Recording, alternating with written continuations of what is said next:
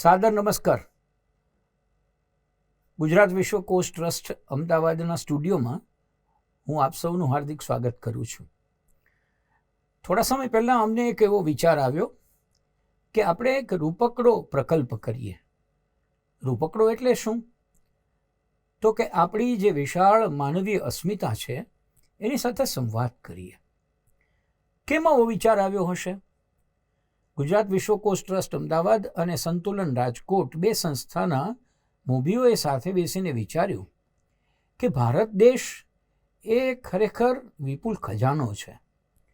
વિદેશની ધરતી ઉપર જાઓ તો કોઈ પણ તમને કહે કે એક વખત તો ભારત આવવું છે. એટલું મોટું જેનું મહત્ત્વ છે એ આ દેશની ધરતીમાં ગુજરાત નામનું એક રાજ્ય છે. અને એ રાજ્યની એક વધુ વિશેષતા એ છે કે અહીં માનવીય અસ્મિતાઓ છે. કલા, સંસ્કૃતિ, સાહિત્ય, સમાજ સેવા, નેતૃત્વ, બોલો તે અસ્મિતાઓ અહીંયા પ્રાપ્ત થાય. અનફોર્ચ્યુનેટલી બન્યું છે એવું કે આ અસ્મિતાઓને આપણે બહુ નજીકથી ઓળખી નથી. આપણને ખબર હોય કે આ વ્યક્તિત્વ છે, પણ આપણને એ ન ખબર હોય કે એની જીવનયાત્રા કેમ વીતી હશે. આપણે તેમ માનીએ કે સીધા ટોચ ઉપર પહોંચ્યા છે, પણ ના, એવું નથી. એમણે પણ અનેક માર્ગો કંડાર્યા, એમાં એને મુશ્કેલીઓ પડી છે, પણ એ થાક્યા નથી, હાર્યા નથી. અને બન્યું છે એવું કે એમણે પોતાની અવિરત યાત્રા ચાલુ રાખી, વણથંભી, પરિણામે આજે ટોચ ઉપર પહોંચ્યા છે. આવી માનવીય અસ્મિતાઓ ગુજરાતમાંથી પસંદ કરી અને એને આ સ્ટુડિયોમાં બોલાવીએ અને એમની સાથે દીર્ઘ સંવાદ કરીને એમના જીવનની આખી યાત્રા આપણે જાણીએ. શક્ય છે કે આવતીકાલના યુવાનો માટે એ આદર્શ બની રહે. મોટિવેશનલ સ્પીકર્સ બહારથી શોધવાની જરૂર નથી. મોટિવેશનલ કેરેક્ટર્સ પણ ક્યાંય વિદેશમાં નથી, મારી તમારી આજુબાજુ છે. કેવા છે એ આ અસ્મિતા વિશેષ સંવાદથી આપણને ખ્યાલ આવે છે. મિત્રો, આજે અમારા સ્ટુડિયોની અંદર એક એવું વિશેષ વ્યક્તિત્વ ઉપસ્થિત છે કે જેના જીવન વિશે જ્યારે આપણે જાણીશું ત્યારે આપણને એમ લાગશે કે ઓહો, આવું પણ જીવી શકાય. મારી સાથે ઘોઘાવદર ગામથી ડૉક્ટર નિરંજન રાજ્યગુરુ ઉપસ્થિત છે. હું આપના સૌ વતી નિરંજનભાઈનું હાર્દિક સ્વાગત કરું છું અને પ્રણામ કરું છું. ધન્યવાદ ભાઈ. હરિઓમ સાથે આપની સાથે સંવાદ શરૂ કરું. નિરંજનભાઈ, મને એવું લાગે છે કે આવતીકાલની પેઢીને આપણે એવું કશું આપીને જવું જોઈએ, બરોબર, જેથી કરીને એ પેઢીને ફરિયાદ ન રહે ને આપણને અફસોસ ન રહે. એટલે અમે એવું વિચાર્યું કે જેણે બહુ શાંતિથી એક ખૂણામાં બેઠા બેઠા સાધના કહી શકાય એવી રીતે પોતાનું જીવન વિતાવ્યું છે, એવા વ્યક્તિ વિશેષને અહીં આમંત્રણ આપીએ. અને અમારું સદનસીબ છે કે આપ અમારે ત્યાં આજે પધાર્યા છો. મારું પોતાનું પણ સદનસીબ છે કે આવા કાર્યક્રમમાં, વિશ્વકોશમાં અહીંયા આવવાનું થાય. મને એ આપણે વાતનો દોર નિરાંતે કરવો છે, બરોબર. એટલે મારે શરૂઆત ત્યાંથી કરવી છે નિરંજનભાઈ, કે અત્યારે જે નિરંજન રાજ્યગુરુ આ સ્ટુડિયોમાં ઉપસ્થિત છે, એ લાગે છે તો મોટા સાધુ જેવા, એનો પહેરવેશ એવો છે, પણ એણે સાધુ જીવન જીવતા જીવ્યું છે. એમણે જીવન છોડીને સાધુ થવાનું પસંદ નથી કર્યું. પણ એ નિરંજનભાઈનું બાળપણ, એમના માતા પિતા, બરોબર, એમનું શિક્ષણ, એ કેવી રીતે વીત્યું એના વિશેની વાત આપણે શરૂ કરીએ. વાહ વાહ વાહ. ભદ્રાયુભાઈ, મારો જન્મ, મારું વતન, મારા માતા પિતા, મારા અત્યાર સુધીના સંસ્કારો, મારા ઘડતર પાછળના પરિબળો, એના વિશે માંડીને થોડીક વાત કરું. આમ તો ઘણી જગ્યાએ લખાયું પણ છે, આપે પણ લખ્યું છે દુલારું દાંપત્ય. એમાં મારા દાંપત્ય જીવન વિશે આપે સરસ મજાનો આર્ટિકલ તૈયાર કરેલો છે. પણ મારો જન્મ મારા મોસાળમાં, એટલે જુનાગઢની પાસે મંડલિકપુર ગામ છે, અને એ ગિરનારની ગોદમાં આવેલું, ગિરનારનો પડછાયો એના ઉપર પડે, દત્ત શિખરનો, એવું મંડલિકપુર ગામ. અને ત્યાં મારા નાના, એટલે મારા માતાના પિતા, એ શિક્ષક હતા. ત્યાં મોસાળમાં હવે સ્વાભાવિક રીતે આપણો જન્મ થતો હોય એટલે ત્યાં મંડલિકપુર ગામમાં 1955માં 24 ડિસેમ્બરના રોજ મારો જન્મ થયો. અ, મારા પિતાજી મારું વતન ઘોઘાવદર, ત્યાં તાલુકા શાળાના આચાર્ય તો થયા, પણ ઘોઘાવદર ગામમાં એ નિશાળ જ્યારે શરૂ થઈ ત્યારે વયપત્રક રજિસ્ટર આપણું હોય, હાજી, એની અંદર પહેલો ક્રમ વલ્લભભાઈ રાજ્યગુરુનો. નિશાળ શરૂ થઈ એમાં વયપત્રક રજિસ્ટરમાં પહેલું નામ મારા પિતાજીનું. અચ્છા, વાહ વાહ, ભગવતસિંહજીના વખતમાં અમારી સ્કૂલ શરૂ થઈ. એ સમયે બાજુનું વાછડા ગામ છે 3 કિલોમીટર, ત્યાં નિશાળ હતી. મારા પિતાજી પહેલું ધોરણ ભણવા ત્યાં ચાલીને જતા. અચ્છા, 3 કિલોમીટર 3 કિલોમીટર દૂર. પણ ત્યારે ઘોઘાવદરમાં સ્કૂલ નહોતી, નિશાળ નહોતી. ભગવતસિંહજીનું ગામ એ ગોંડલ સ્ટેટનું ગામ ઘોઘાવદર, અને ઓલા ભાયાતના ગામ કહેવાય, વાછરા, ખાંડાધાર વગેરે એ ભાયાતના ગામ. તો ભાયાતના ગામોમાં સ્કૂલ હતી અને ભગવતસિંહજીના પોતાના ગામમાં સ્કૂલ નહોતી. એટલે એ સમયે મારા પિતાજી ચાલીને, અને એના 3.5 વર્ષની ઉંમરના મારા પિતાજી હતા ત્યારે માતા અને પિતા બેનું અવસાન થયેલું. ઓહો, 3.5 વર્ષની ઉંમરે ભદ્રાયુભાઈ, બંને નહીં, બંને. અને એ પેલો મરકીનો એ સમયે પેલો રોગ હતો.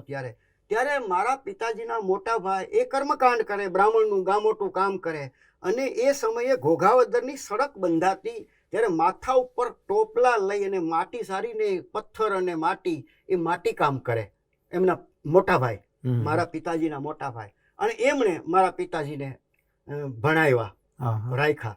પોતે લોટ માગવા જાય. અચ્છા, અને નાના ભાઈ ભાંડુઓ, 2 બહેનો અને 1 નાનો ભાઈ, એટલે મારા પિતાજી એને આ રીતે ઉછેરીને મોટા કર્યા. પછી નિશાળે ભણવા જાય વાછડા. એમાં ભગવતસિંહજી આવ્યા અને એમને બધાએ વિનંતી કરી કે અહીંયા સ્કૂલ થાય તો વધારે સારું. એટલે બીજા વર્ષથી ઘોઘાવદરમાં સ્કૂલ શરૂ થઈ. એમાં રજિસ્ટરની અંદર પહેલું નામ મારા પિતાજીનું. અને ત્યાંથી શરૂ કરીને પછી 7મું ધોરણ પાસ થયા અને ભગવતસિંહજી પાસે ગયા એટલે એને તરત જ ધોરાજી પાસેના ભોળા ગામમાં શિક્ષક તરીકેની નોકરી ભગવતસિંહજી આપી દીધી. તેજસ્વી વિદ્યાર્થી, એ સમયે એવું હતું, તેજસ્વી વિદ્યાર્થી. દરેક ગોંડલ સ્ટેટના 82 ગામ, બરોબર. પણ એમાં જ્યાં કોઈ તેજસ્વી વિદ્યાર્થી હોય ને એને ભગવતસિંહજીને ખબર હોય, અને એ ત્યાંથી ખેંચીને, અને એમાં બ્રાહ્મણનો દીકરો, ભાઈ તારે નોકરી કરવી છે ને, ચાલ, તારે મા બાપ નથી, આ બ્રાહ્મણીયું કામ કરે છે, શિક્ષક થઈ જા, 7 રૂપિયાનો પગાર. અચ્છા, મહિને 7 રૂપિયાનો પગાર. અને નોકરી બહુ મોટું કહેવાતું. તે એમને એટલે પ્રથમ શિક્ષક થયા ઘોઘાવદરના. એમાંથી ઘોઘાવદર સ્કૂલમાં પ્રથમ શિક્ષક તરીકે પછી બદલી થઈ. પછી બુનિયાદી શાળા થઈ, પછી તાલુકા શાળા થઈ, એના પ્રથમ આચાર્ય થયા. પછી પોસ્ટ ઓફિસ થઈ, એના પ્રથમ પોસ્ટ માસ્ટર થયા. સહકારી મંડળી થઈ, એના સહકારી મંત્રી થયા. બધું આદ્ય. અને પંચાયત, ગ્રામ પંચાયત થઈ, તો ગ્રામ પંચાયતમાં પણ આદ્ય મંત્રી તરીકે મારા પિતાજીનું નામ. વાહ. સાહિત્ય, સંગીત અને કલા, આ 3 ધારાઓ. અને મૂળ તો ઘોઘાવદર ગામ એટલે આપણા મધ્યકાલીન સંત કવિ દાસી જીવનનું કામ, બરોબર. હવે એ ગામ, અને ત્યાં મારો ઉછેર થયો.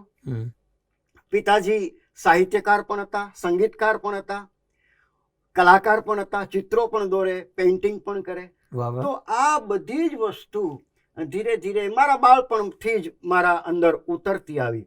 અને સૌથી વિશેષ વાત તો એ કે મકરંદભાઈના ગાઢ મિત્ર મારા પિતા સાંઈ મકરંદ, ગોંડલમાં 6 કિલોમીટર ગોંડલ.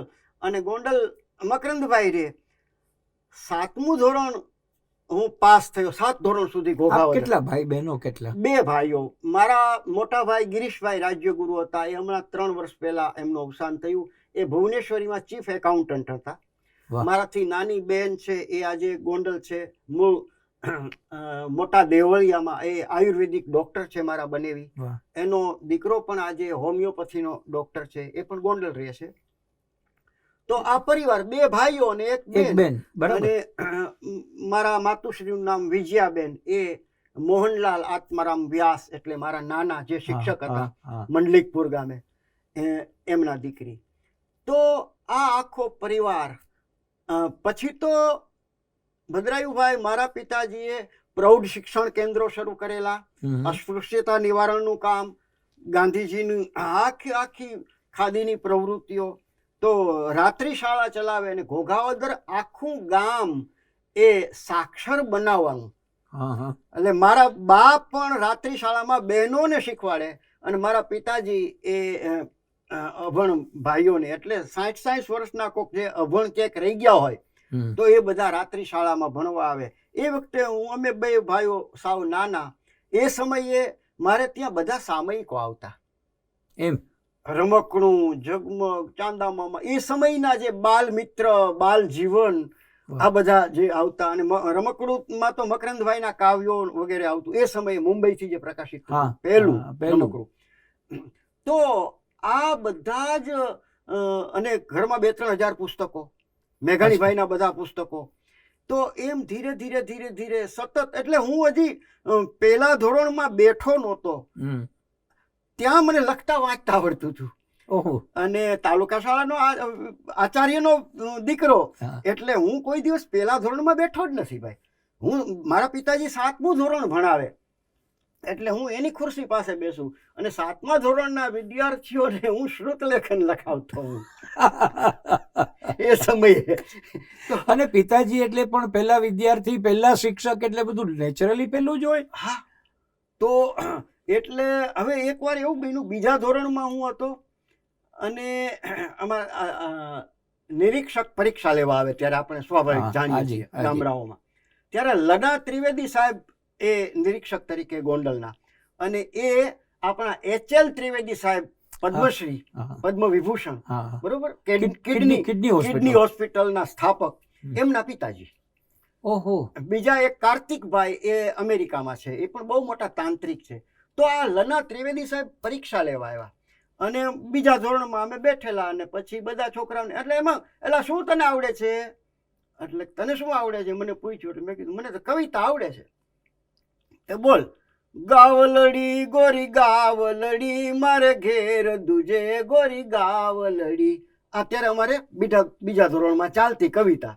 એટલે હું બોલ્યો, ત્યાં સુધી એને ખબર નથી કે આ વલ્લભભાઈનો દીકરો, એટલે આચાર્યનો દીકરો છે. હું તો એ સમયે તો મારે પેલા બીજા ધોરણના વર્ગમાં જ બેસવાનું હોય પરીક્ષા સમયે. પછી એને ખબર પડી અને એમ 7 ધોરણ પાસ થયો. ધીરે ધીરે ધીરે ધીરે હવે 8મું ધોરણ આવ્યું તો 8મા ધોરણે તો ગોંડલ ભણવા જવાનું થાય. એ સમય દરમિયાન દર રવિવારનો દિવસ એ મારા પિતાજી માટે પૂજ્ય બાને વંદન કરવાનો દિવસ. અચ્છા. એટલે સાયકલ લઈને સવારમાં 6 વાગે મારા પિતાજીની સાયકલ ઘોઘાવદરથી નીકળી અને 6:15 થાય ત્યાં મકરંદભાઈના ઘરે એના ડેલી પાસે પહોંચી હોય અને નાનકડી સીટમાં આગળ નીરુ બેઠો હોય. ઓહો, વાહ વાહ. સાવ હું 2.5-3 વર્ષનો હતો ત્યારથી. હા. નાની, દર રવિવારનો સવારનો ટાઈમ. અને એ સમયે મકરંદભાઈના માતુશ્રી તો વિશેક વર્ષ પથારી વર્ષ જ રહ્યા, આપ જાણો છો. બરાબર. ખૂબ જ સેવા કરી મકરંદભાઈએ એમની. તો એ મકરંદભાઈના માતુશ્રી એક મોતીબેન કરીને રસોયા બેન હતા, એ પણ ત્યાં જ રહેતા મકરંદભાઈને ત્યાં. એને વાત કરે કે મોતીબેન ચા મૂકો, હમણાં વલ્લભભાઈને નીરુ આવશે. અને ઓલા જાંબુડા વીણી આવ્યા છો કે નહીં નીરુ માટે?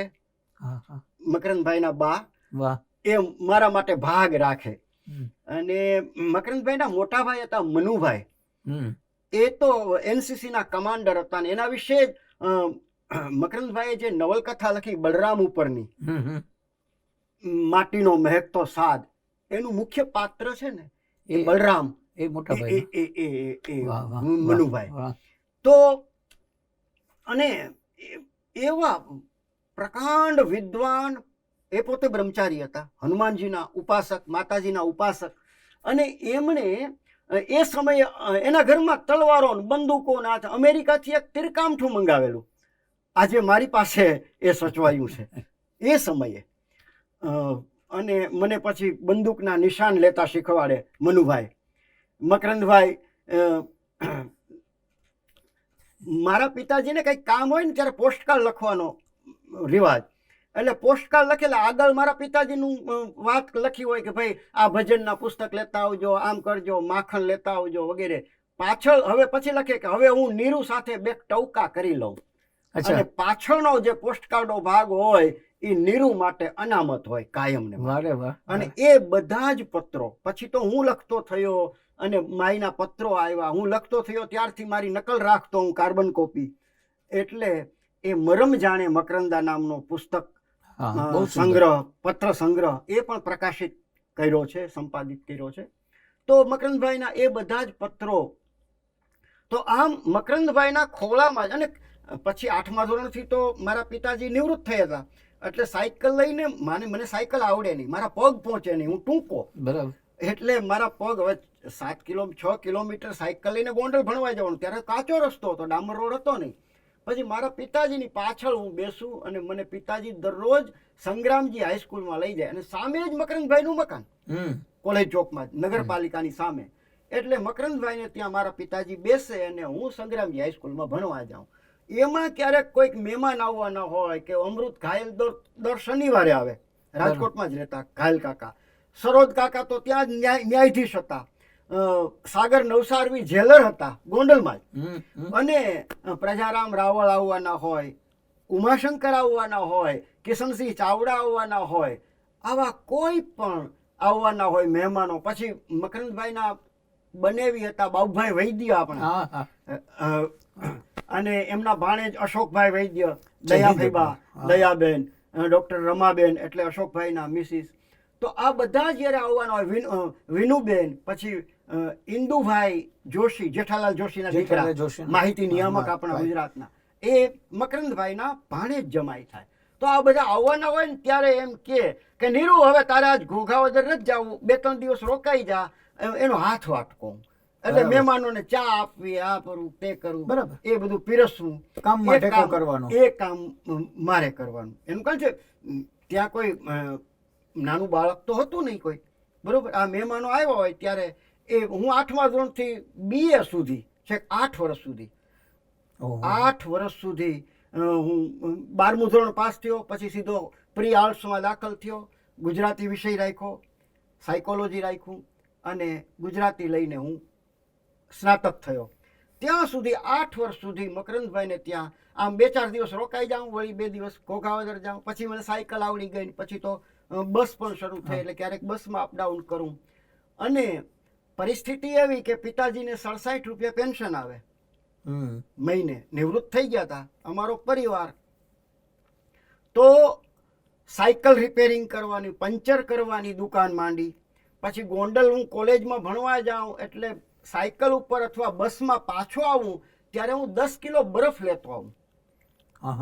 અને એ બરફ ગોલા ઘસી અને બપોર પછીનો સમય મારે એ રીતે કે જે મને થોડીક ફી ભરવામાં મદદ થાય. બસનો પાસના 7 રૂપિયા, પણ 7 રૂપિયા ન હોય મહિને, 7 રૂપિયા બસનો પાસ. પણ એ 7 રૂપિયા પેદા કરવા ને એનું કહે છે 67 રૂપિયામાં આખો પરિવાર જીવન ચલાવતો હોય.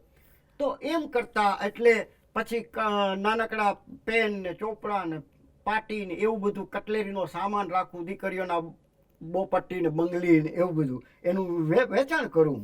હું આપને વચ્ચે રોકું કારણ કે આપે કોલેજ સુધી તો પહોંચી ગયા, પણ મને હજી એ જાણવામાં રસ છે કે પ્રાથમિક અને માધ્યમિકની અંદર બરોબર એવા કોઈ શિક્ષકો યાદ? સૌથી વિશેષ તો મારા પિતાજી, પછી બધા જ શિક્ષકો. અને એનું કારણ છે કે પિતાજી જ સાહિત્ય, સંગીત અને કલાના માહિર હતા. એટલે જે શિક્ષકો આવ્યા એ બધાને એનામાં ન હોય તો પણ પિતાજીએ રેડી દીધેલું. કઈ સ્કૂલમાં ભણ્યા? ઘોઘાવદર તાલુકા શાળા, પછી અને પછી સંગ્રામજી હાઈસ્કૂલ ગોંડલ. અને સંગ્રામજી હાઈસ્કૂલ તો એ સમયે તો જમાનો હતો. ત્યાં તો તમને કહું ચંપક દાદા વ્યાસ એ ત્યારે આચાર્ય હતા. એ પણ મકરંદભાઈના કંઈક સગામાં થાય. પછી મધુભાઈ વ્યાસ એમના દીકરા એ પણ શિક્ષક હતા. ત્રિવેદી શાહ, કેટલા અદ્ભુત શિક્ષકો. એ સમયના ગાળામાં જ્યારે આ નીરુ છે એ વિદ્યાર્થી હતા ત્યારે આમ તોફાની સ્વભાવના કે શાંત કે શું? એટલે યાદ કરો તો. એટલે બાની પાસે જાય ને એટલે મારા પિતાજી મકરંદભાઈના બા ને પથારી બેઠા ને, બા મારા ઉપર માથા ઉપર હાથ મૂકે, આશીર્વાદ આપે. બા આ નીરુ કાંઈ વાંચતો નથી, રેખડા જ કરે, વાડીઓમાં રખડવા જાય ને આમ કરે, ચોપડી લઈને બેસતો નથી લેસન કરતો, આનું શું થાય છે, તમે કાંઈક કયો આને કયો, એમ મારા પિતાજી એમ કહે. એટલે આમ પુસ્તકો, ઓલા પુસ્તકો હું જેમ સેડલી તે જ વાંચતો એ સમયે. ઓહો. મારા મોટાભાઈ ગિરીશભાઈ એ વાંચનના બહુ શોખીન. એટલે એ સમયે મહેશ મસ્ત ફકીર ને આ ડિટેક્ટિવ નવલકથાઓથી માંડીને, નવલકથાઓ રસિક મહેતા હોય, વિઠ્ઠલ પંડ્યા હોય થી માંડીને, આપણા ગુજરાતી સાહિત્યના મુનશીથી માંડીને એ સમયે મારા ઘરમાં 5,000 પુસ્તકો થઈ ગયા હતા ભાઈ.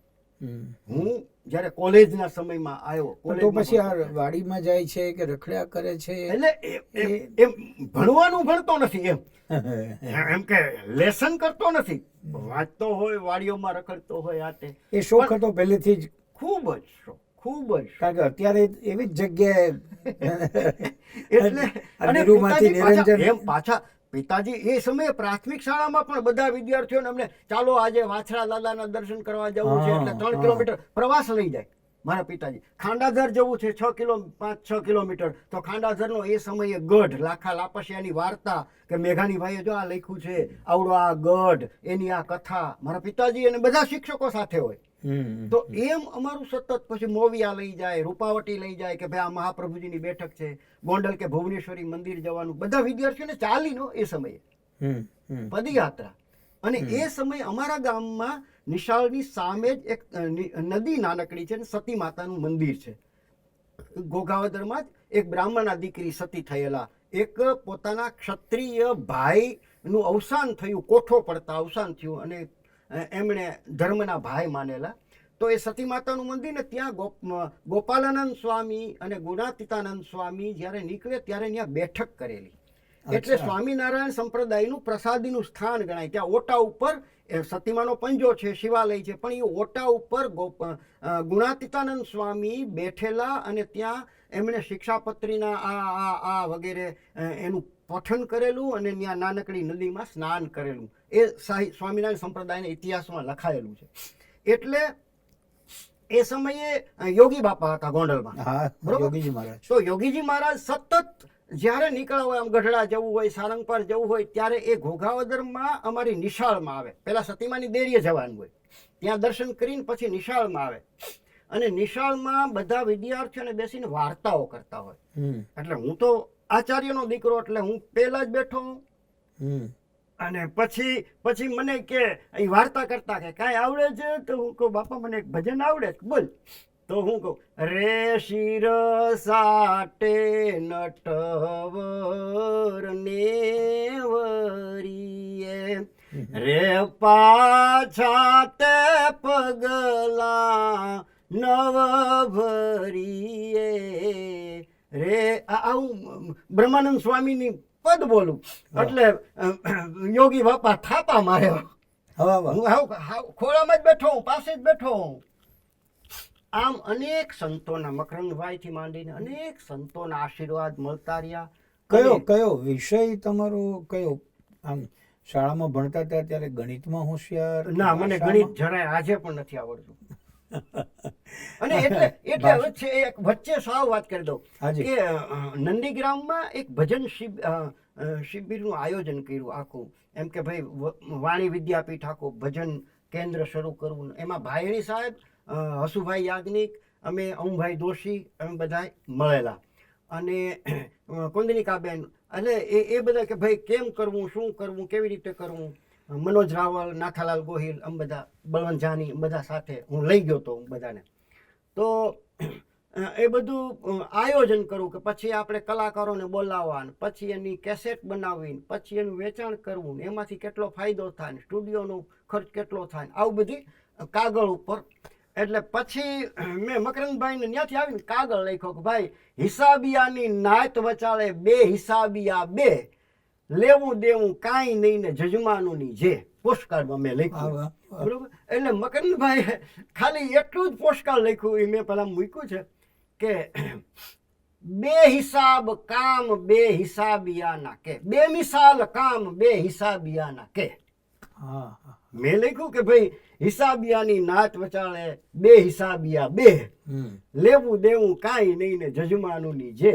એટલે મકરંદભાઈ આટલું જ લખ્યું કે બે મિસાલ કામ બે હિસાબિયાના કે. હમ હમ. એટલે હિસાબ તો મને આવડ્યો જ નથી ભાઈ. પણ તો આમ ગણિત. ભાષા તરફ કે ગુજરાતી હિન્દી કે એના તરફ વળ્યા? એટલે એ સતત આ કહું છું વાંચન લેખન. એટલે એ સમયે ઓલા મારા પિતાજી 28,000 દુહાઓનું સર્જન કર્યું, સેંકડો કાવ્યો લખ્યા છે ભાઈ. એ સમયે ઉર્મી નવરચનામાં એમના દુહા છપાતા, પરમાર્થમાં લેખો છપાતા, અખંડાનંદમાં કાવ્યો છપાતા મારા પિતાજીના એ સમયે. તો એ સતત એટલે પિતાજીની 60-70 વર્ષની ડાયરીઓ એક એક દિવસની, કે ઘરમાં શું બન્યું છે, ગામમાં શું બન્યું, કુટુંબમાં શું બન્યું છે, રાજ્યમાં શું બન્યું છે, દેશમાં શું બન્યું છે, આ બધી ડાયરીઓ આજે કબાટના કબાટો ભર્યા છે. એસએસસી પાસ તો કર્યું ને? હા. એમાં કઈ વાંધો ના આવ્યો? એમાં અદ્ભુત વસ્તુ હતી ભાઈ હાજી, હાજી. કે 7 વિષય રાખે બધા, હા. બરોબર. મેં 9 વિષય રાખ્યા હતા કેમ કેમ? પાસ થવા માટે. એટલે એક ચિત્રકામ અને એક ટાઈપ. અચ્છા. કદાચ હું કોઈકમાં નાપાસ થાઉં તો 7 થઈ જાય પાસવર્ડ.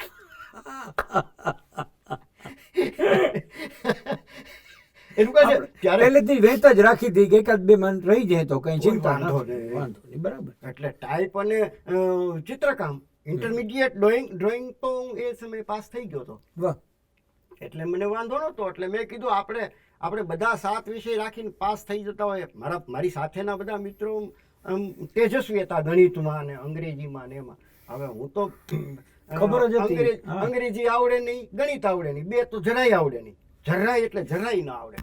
તો પછી પાસ તો થવું જ છે કોઈ પણ રીતે. એટલે વિધાઉટ ઇંગ્લિશ પ્રી આર્ટ્સમાં હું દાખલ થયો.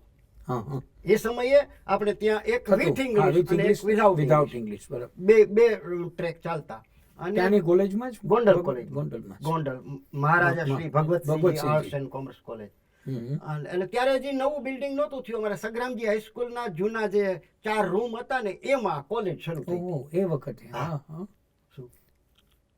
એટલે પ્રી આર્ટ્સના વર્ગમાં દાખલ થયો અને પછી FI થી વિષય પસંદ કરવાના આવે, હા. બરોબર. ત્યારે ગુજરાતી વિષય મકરંદભાઈ કે ભાઈ ગુજરાતી રાખ. હમ એટલે આપણે બીજી તો ચિંતા નહીં. હમ. અને બીજું મનોવિજ્ઞાન રાખ્યું વાહ. ત્યારે, સાયકોલોજી. એટલે એમ કરતા ગુજરાતી સાહિત્ય લઈને BA તો થઈ ગયો. હવે MA કરવાનું આવ્યું. એ વખતના યાદગાર કોઈ પ્રાધ્યાપકો કે જેમણે કઈ સ્મરણમાં હજી અદ્ભુત. બેઠા હોય? જો એક તો સૌથી વિશેષ ડોક્ટર બીજી ચંદારાણા સાહેબ. આ બધા મકરંદભાઈની મંડળીના મિત્રો, હા. જેમણે શાંકર વેદાંત ઉપર PhD દ્વારકાના પેલા ડોક્ટર. ચંદારામ હા, સાહેબ. દાઢીવાળા. હા, હા. ઋષિ અને જ્યોતિષ પ્રકાંડ હતા. વિદ્વાન. બરાબર. પ્રકાંડ વિદ્વાન. હા હા. બરોબર. તો અમારે દરરોજ સાંજે મકરંદભાઈને ત્યાં ઈ મંડળી જામી હોય ને બેઠા હોય ને. એટલે ચંદારાણા સાહેબ મારા ગુરુ. એ સંસ્કૃતના પ્રોફેસર, હું ગુજરાતીનો. પણ મારો આત્મીયતા એટલી. પછી VK પટેલ સાહેબ હતા, નલિનીબેન જોશી હતા, જેઠાલાલ જોશીના દીકરી એટલે ઇન્દુભાઈના બેન, એ ગુજરાતીના અધ્યાપક હતા હમ. ગોંડલ કોલેજમાં. અને કોલેજથી છૂટીને મારે નલિનીબેનને સીધું મકરંદભાઈને ઘરે જ જવાનું હોય. પછી રાજકોટ અપડાઉન કરતા. પણ પછી ક્યારેક રોકાઈ જાય ને ક્યારેક વળી બસમાં અપડાઉન કરે ને એવું. તો એ ગુજરાતીના અધ્યાપક હતા. VK પટેલ સાહેબ હતા. મનસુખભાઈ સાવલિયા એટલે ભોજા ભગતના વંશજ, હા, હા. એમના નાના ભાઈ હતા ધીરુભાઈ સાવલિયા, એ અમારા ગુજરાતીના અધ્યાપક હતા. વાહ.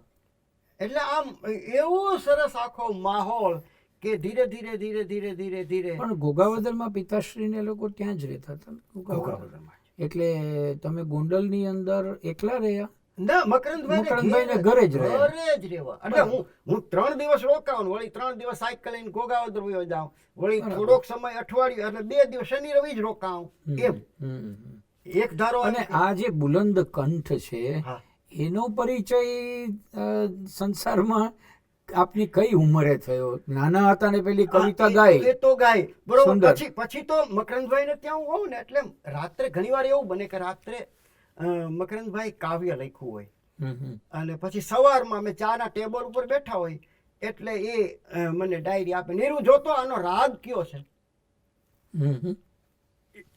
એટલે પછી ઘણીવાર એવું બને કે દર શનિવારે ત્યાં જૂના ભજનીકો આવતા વાહ. મકરંદભાઈને ત્યાં, અને રાતના 11 સાડા 11 સુધી ભજનો ગવાય.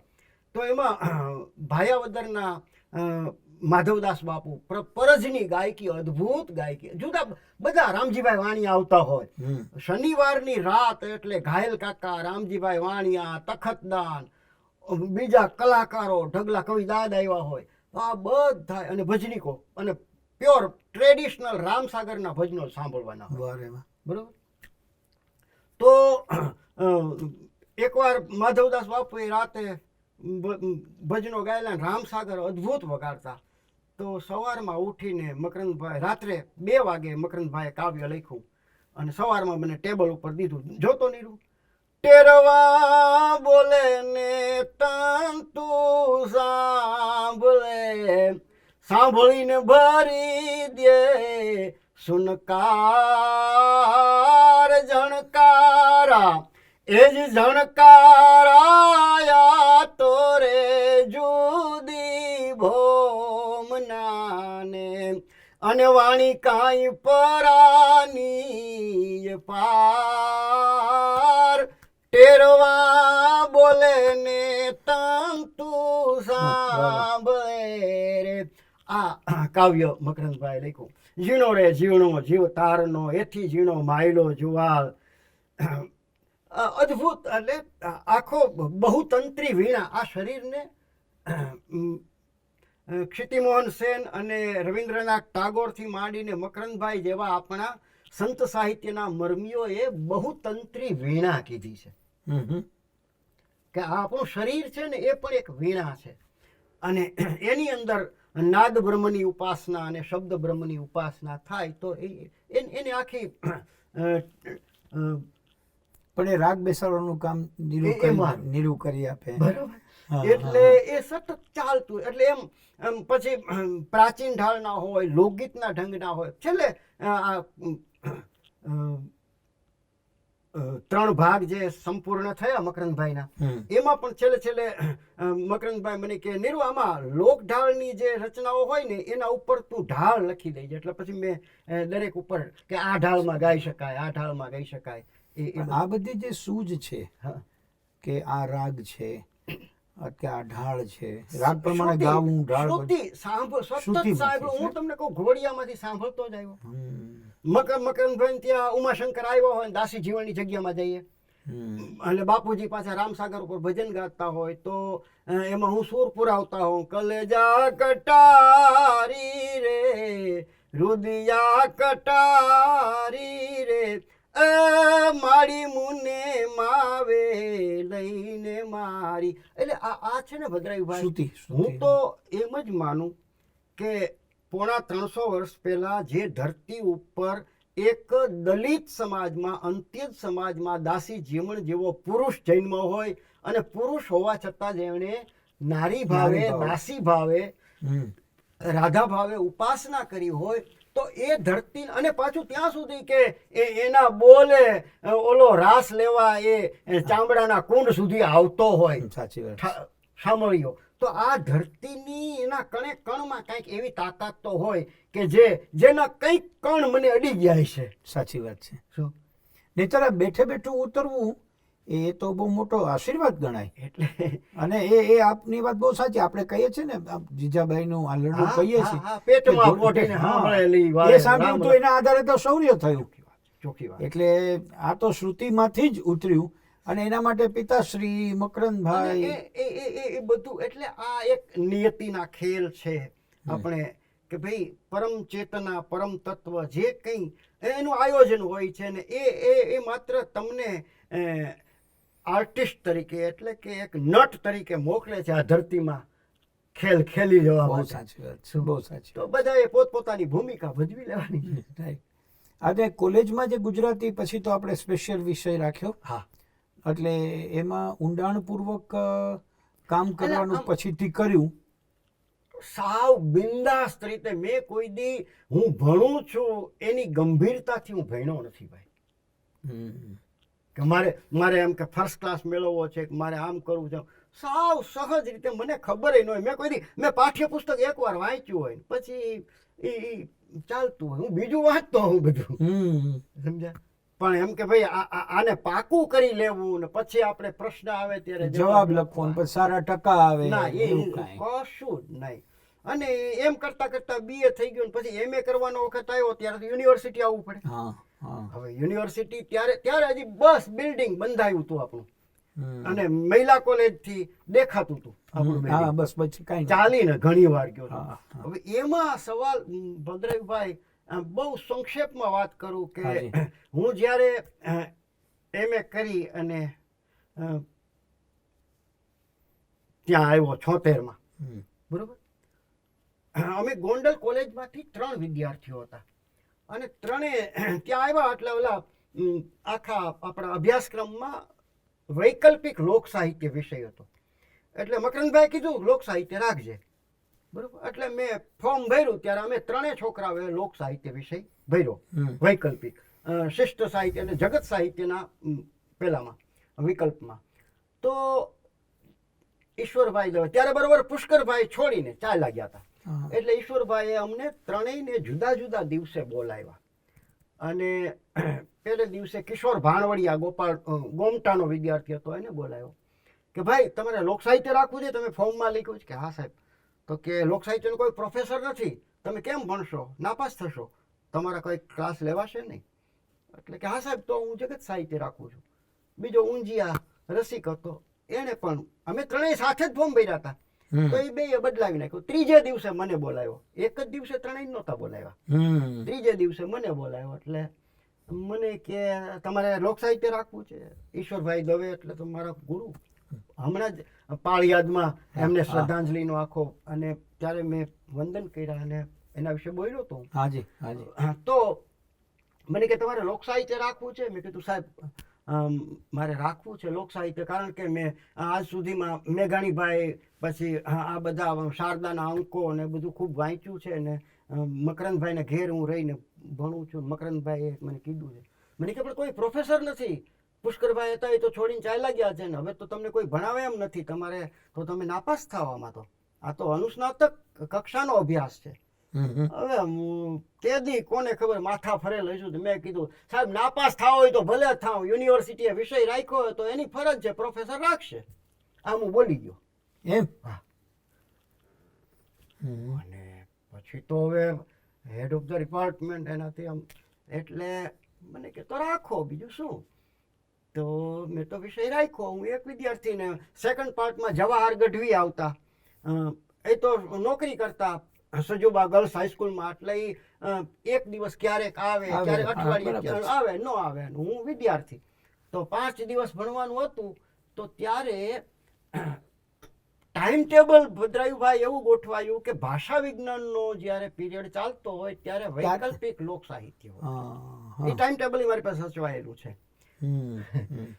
પછી મકરંદભાઈને મેં વાત કરી, ભાઈ આમ છે. એટલે મને કે એમ કરતું જયમલભાઈ ત્યાં જા, એ તને માર્ગદર્શન દેશે. એટલે હું ગયો જયમલભાઈને ત્યાં. જયમલભાઈને ઘરે બેસીને મેં કીધું ભાઈ મને મકરંદભાઈ મોકલો છે અને લોક સાહિત્યનો હું એકમાત્ર વિદ્યાર્થી છું, MAમાં મેં રાખ્યું છે. મારો જે અભ્યાસક્રમ છે એમાંથી મને થોડુંક તમારું ઉર્મી નવરત્ના તો હું નાનો હતો તેદુનો વાંચતો આવ્યો છું. બરોબર. એટલે મને કે તો આમ કે હું મારા મામાને ઘરે રહેતો ત્યારે કરણપરામાં. અચ્છા. કરણપરામાં ત્યારે અપડાઉન કરવાની મારી પરિસ્થિતિ નહોતી. એ પેલું ટિકિટ ભાડું ન હોય. મારા મામા છે ને એ સમયે કરણપરા અને એ શિક્ષણાધિકારી કચેરીમાં ટાઈપિસ્ટ હતા. બરાબર. એટલે એ શિક્ષણ સાથે સંકળાયેલા. તો મારા મામાને ઘરે રહીને હું ભણતો. તો જયમલભાઈ મને કે તો એમ કરી યુનિવર્સિટી છૂટ ને તઈ તારે મારે ત્યાં હાયલું આવવું, 2 કલાક મારે ત્યાં ભણવાનું.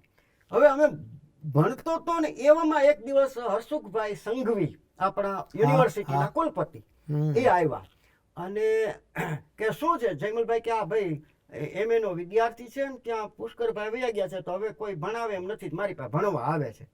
અને વલ્લભભાઈ નો બાપુજીને ઓળખે પાછા જયમલભાઈ વર્ષો.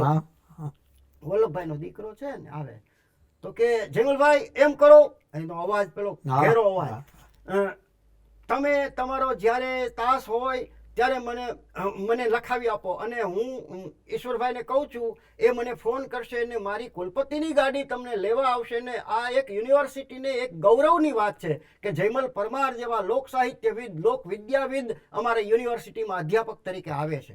વાહ. બરોબર. એટલે એને તો ઈશ્વરભાઈને આદેશ આપ્યો કે જ્યારે લોક સાહિત્યનો પીરિયડ હોય ત્યારે તમારે મને ફોન કરવાનો, હું મારી ગાડી જયમલભાઈને લેવા મોકલીશ. 2-4-5 વાર સારું ચાલ્યું. અલબત્ત જયમલભાઈનો પીરિયડ હોય એટલે મારે ભાષા વિજ્ઞાન ઈશ્વરભાઈનો પીરિયડ તો ગુમાવવો જ પડે. બરાબર. એ તો સ્વાભાવિક છે, કારણ કે ઓલ્ટરનેટિવ મૂક્યો તો એવી રીતે વૈકલ્પિક જ હા, એ જ સમયે ચાલતું હોય હવે તો ઓલું તો ફરજિયાત, બે ફરજિયાત. બરોબર. પણ મેં ચાલો એ તો થશે બધું. તો એમાં 1-2 વાર પછી ભૂલી જાય સાહેબ, ફોન કરવાનું જ ભૂલી જાય. જયમલભાઈ 7:45 વાગે સવારમાં આમ લેંગો જંબો તૈયાર કરીને માથું વળીને તૈયાર. એ તો સમયનો પાબંદ માણસ. બેઠા હોય રાહ જોઈને, તો 8 વાગે, 9 વાગે, 10 વાગે, 11 વાગે ગાડી આવે નહીં. ઓહ. પછી જયમલભાઈ મને કે ભાઈ આ બધું એને ફોન કર્યો શું ભાઈ મારે નથી આવવું. આવ્યા 1-2-3 મહિના સુધી આવ્યા. હવે મારે નથી આવું ને, આ મારે ઘરે ભણે છે એ સારું છે. ઓલો જવાહર રહી જેદી નવરો હોય તેદી આવે અને આ હું બેયને ભણાવું. સૌથી મોટો મને જો ફાયદો થયો હોય તો જે દિવસે જયમલભાઈ મારા અભ્યાસક્રમનું ભણાવે એ જ દિવસે પોતે લખી નાખે અને એ જ મહિનામાં ઉર્મી નવરત્નમાં એ લેખ રૂપે છપાઈ જાય. અને એના 2 પુસ્તક થયા, લોક સાહિત્ય અને સંસ્કૃતિ અને લોક સાહિત્ય વિમર્શ. આ 2 પુસ્તકો નિરંજન રાજગુરુને ભણાવવા માટે જયમલભાઈએ અંગ્રેજી પુસ્તકો મંગાવ્યા, હિન્દી પુસ્તકો મંગાવ્યા. ડૉક્ટર સત્યેન્દ્રનું લોક સાહિત્ય વિજ્ઞાનથી માંડીને જે પુસ્તકો એમની પાસે નહોતા એવા મંગાવ્યા. એનો અભ્યાસ કર્યો અને મને અભ્યાસ કરાવ્યો અને એમાંથી આ 2 પુસ્તક તૈયાર થયા. ક્યાં વાત. આ વાત છે. એટલે આજે એમ કહેવાય કે એક વિદ્યાર્થીને ભણાવતા અનેક સુધી પહોંચે એવું સાહિત્ય નિર્માણ થયું. કેટલું ખજાનો આવી ગયો ને આપણા હાથમાં. તો ચોખ્ખી વાત છે. વાહ વાહ. નિર્માણ આને કહેવાય સાહેબ. એટલે નહીતર જયમલભાઈ અલબત્ત ઉર્મી નવરત્નામાં આ તે ને એ તો એનું પણ જેને પ્રશિષ્ટ એટલે પશ્ચિમની દ્રષ્ટિકોણથી ફોકલોર કોને કહેવાય, લોક વિદ્યા કોને કહેવાય, હિન્દીના શ્યામ પરમારથી માંડીને એ બધા જ કૃષ્ણદેવ ઉપાધ્યાય એ બધાના પુસ્તકો જયમલભાઈએ મંગાવ્યા, વાંચ્યા. લોકશાસ્ત્ર, ફોકલોર પુષ્કરભાઈએ એ સમયે કરેલું કામ, અંગ્રેજીનું બધું. પણ જયમલભાઈ એનાથી અજાણ હતા. પણ મને ભણાવવા માટે થઈને એ બધું મંગાવ્યું અને એણે આખો અભ્યાસ કરીને એને ગુજરાતીમાં ઉતારી આપ્યું. વાહ વાહ. એટલે જયમલભાઈ તો બહુ અભ્યાસુ અને વર્ષો સુધી એને ઉર્મી નવરચનાને એટલે મારા જીવનમાં જો સૌથી વિશેષ જે મારા ઘડતરમાં ફાળો હોય તો સૌથી પહેલા પિતાજી, પછી તરત જ મકરંદભાઈ, તરત જ જયમલભાઈ. આ બધા એમણે આમ સીધો મને આમ એક પછી એક પગથિયા ચડાવતા જ રહ્યા. એમએ પૂરું કર્યું. હા.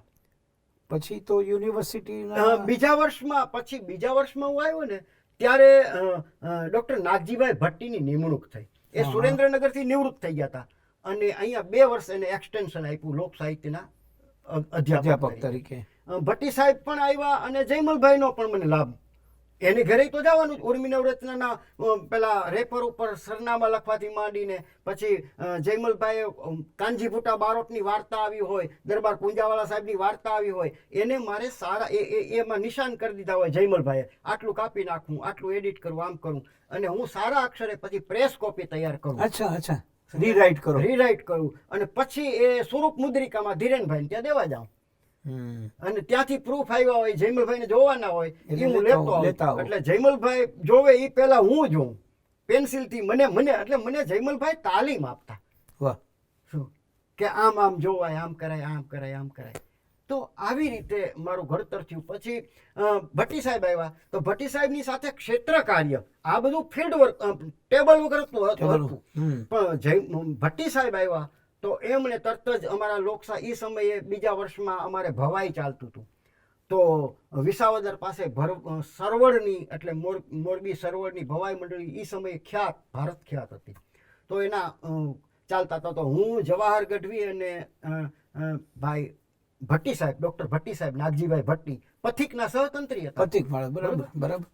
તો અમે 8 દિવસ સુધી ભવાઈયાઓની સાથે રહેલા એમ અને એ ખેલ કરતા હોય ને અમે પછી ભાઈ આ પગલું શું કહેવાય, આ તાલ કયો કહેવાય, એ ભટ્ટી સાહેબ પૂછતા જાય ને અમે લખતા જાય, હું જવાહર ગઢવી અને એવું. એટલે ફિલ્ડ વર્ક કોને કહેવાય, રિસર્ચ કેવી રીતે કરાય એની તાલીમ અમને ત્યારે મળી. પછી 2 વર્ષ પૂરા થઈ ગયા, MA થઈ ગયો. MAમાં લોક સાહિત્યમાં સારા માર્ક, પણ બીજા 3 એટલે 35%. પછી એટલે રસ પડ્યો એમાં તમે કયો એટલે ઊંડાણ, બાકી તો કઈ નથી રસ્તો છોડી દો. એટલે પાસ થઈ પાસ થઈ જાય. MA પાસ થઈ ગયો. હા. હવે ભટ્ટી સાહેબને નિવૃત્ત થવા આડા 6 દિવસ હતા અને એને PhDની ગાઈડ તરીકેની માન્યતા મળી. સાહેબ અદ્ભુત વસ્તુ તો એ કે એ જ સમયે ઉપેન્દ્રભાઈ પંડ્યા, ભાનુપ્રસાદ પંડ્યા, બરાબર. ઉપેન્દ્રભાઈ પંડ્યા, હા, ભાનુપ્રસાદ પંડ્યા વગેરે, નટુભાઈ રાજપરા, આ બધાએ PhDના ગાઈડ થવાની એપ્લિકેશન કરેલી સિન્ડિકેટમાં. તમારા કરવી પડે ને એ સમયે. તો એ PG વિભાગમાંથી ટેરૈયા સાહેબ, આ બધા હા, બરોબર. પ્રભાશંકરભાઈ. તો એ બધાની PhDના ગાઈડશીપની ફાઇલો સચવાઈ ગઈ અને એને ગાઈડશીપ મળી ગઈ. ભટ્ટી સાહેબની ફાઇલ આખી ખોવાઈ ગઈ, અચ્છા. આખી ફાઇલ ખોવાઈ ગઈ. હમ. ઓલા બધાને જ્યારે નોટિફિકેશન આવ્યું કે આટલા PhDના ગાઈડ, ત્યાં ભટ્ટી સાહેબ કે ભાઈ અરજી તો મેં કરી હતી, મને કેમ ન મળ્યું? તો ત્યાં PG વિભાગમાં તપાસ કરવા ગયા, તમારી ફાઇલ જ ક્યાં આવી છે? અચ્છા. તમારી ફાઇલ આવી જ નથી, તો તમને અમે ક્યાંથી માન્યતા આપીએ? હમ. તો એ તાત્કાલિક ભટ્ટી સાહેબે પાછી એ નવેસરથી બધી ફાઇલ તૈયાર કરીને ભટ્ટી સાહેબે આપી અને પછી તો સિન્ડિકેટ પાછી મોડી મળે ના તે તો નિવૃત્ત થવાને આડે 6 દિવસ હતા. હમ. અને એ પહેલા મને ભટ્ટી સાહેબે પત્ર લખ્યો કે નિરંજન, મારી જીવનમાં એ પણ પ્રાથમિક શિક્ષકમાંથી યુનિવર્સિટી પ્રોફેસર થયેલા, બરોબર, મારા જીવનમાં હું PhDનો ગાઈડ ન થઈ શક્યો અને તું હવે તારા જિંદગીમાં ક્યારેય PhD નહીં થઈ શકે. એ મને પત્ર લખ્યો. એ પત્ર આવ્યો અને 3જે દિવસે એનો તાર આવ્યો કે નિરંજન તાત્કાલિક આવી જાય યુનિવર્સિટી, આજે જ આપણે રજીસ્ટ્રેશન કરાવવાનું છે. અચ્છા, કારણ કે પેલા 6 દિવસ 6 દિવસ. તો અમે ગયા તો કે હવે પણ આમાં તમારે તો 6 દિવસ છે, તમે શું આને? એક અનંતભાઈ વ્યાસ કરીને હતા ભુજની લાલન કોલેજમાં, એમણે મધ્યકાલીન પવાડા સાહિત્ય ઉપર રજીસ્ટ્રેશન કરાવ્યું અને મેં દાસી જીવન ઉપર કરાવ્યું. પણ કે તમે આને શું માર્ગદર્શન? એ કે મારે ઘરે આવશે, હું માર્ગદર્શન આપીશ. ભટ્ટી સાહેબ કે અચ્છા. ત્યાં સુધી કે એ છેલ્લે અમારો એમાંય ટાળવાની કોશિશ યુનિવર્સિટી દ્વારા થયેલી, પણ રજીસ્ટ્રેશન થઈ ગયું અને પછી તો એટલે ભટ્ટી સાહેબ પાસે ભટ્ટી સાહેબ પાસે રજીસ્ટ્રેશન થયું. registration થયું. અને એમાં કયા વિષય ઉપર થયું? દાસી જીવન અને કવન, ઓકે. એ મારા જ ગામમાં થયેલા સંત. હા. અને અને ઘર બેઠો ખજાનો હતો તો પિતાશ્રીનો, મકરંદભાઈ ને જયમલભાઈ મકરંદભાઈનો. પાછા એ તો વાહ. બરોબર. અને ઉઘાડા પગે એ સમયે રજીસ્ટ્રેશન થયું તે દિવસે મેં મનમાં સંકલ્પ કરેલો કે જ્યાં સુધી PhD ન થઈ જાઉં, ડોક્ટરેટ ન થાઉં, ત્યાં સુધી ઉઘાડા પગે ચાલીશ અને પંચકેશ રાખીશ. એટલે દાઢી ને માળા, તો માળા તો પહેરતો હું પહેલે, પણ ઉઘાડા પગ.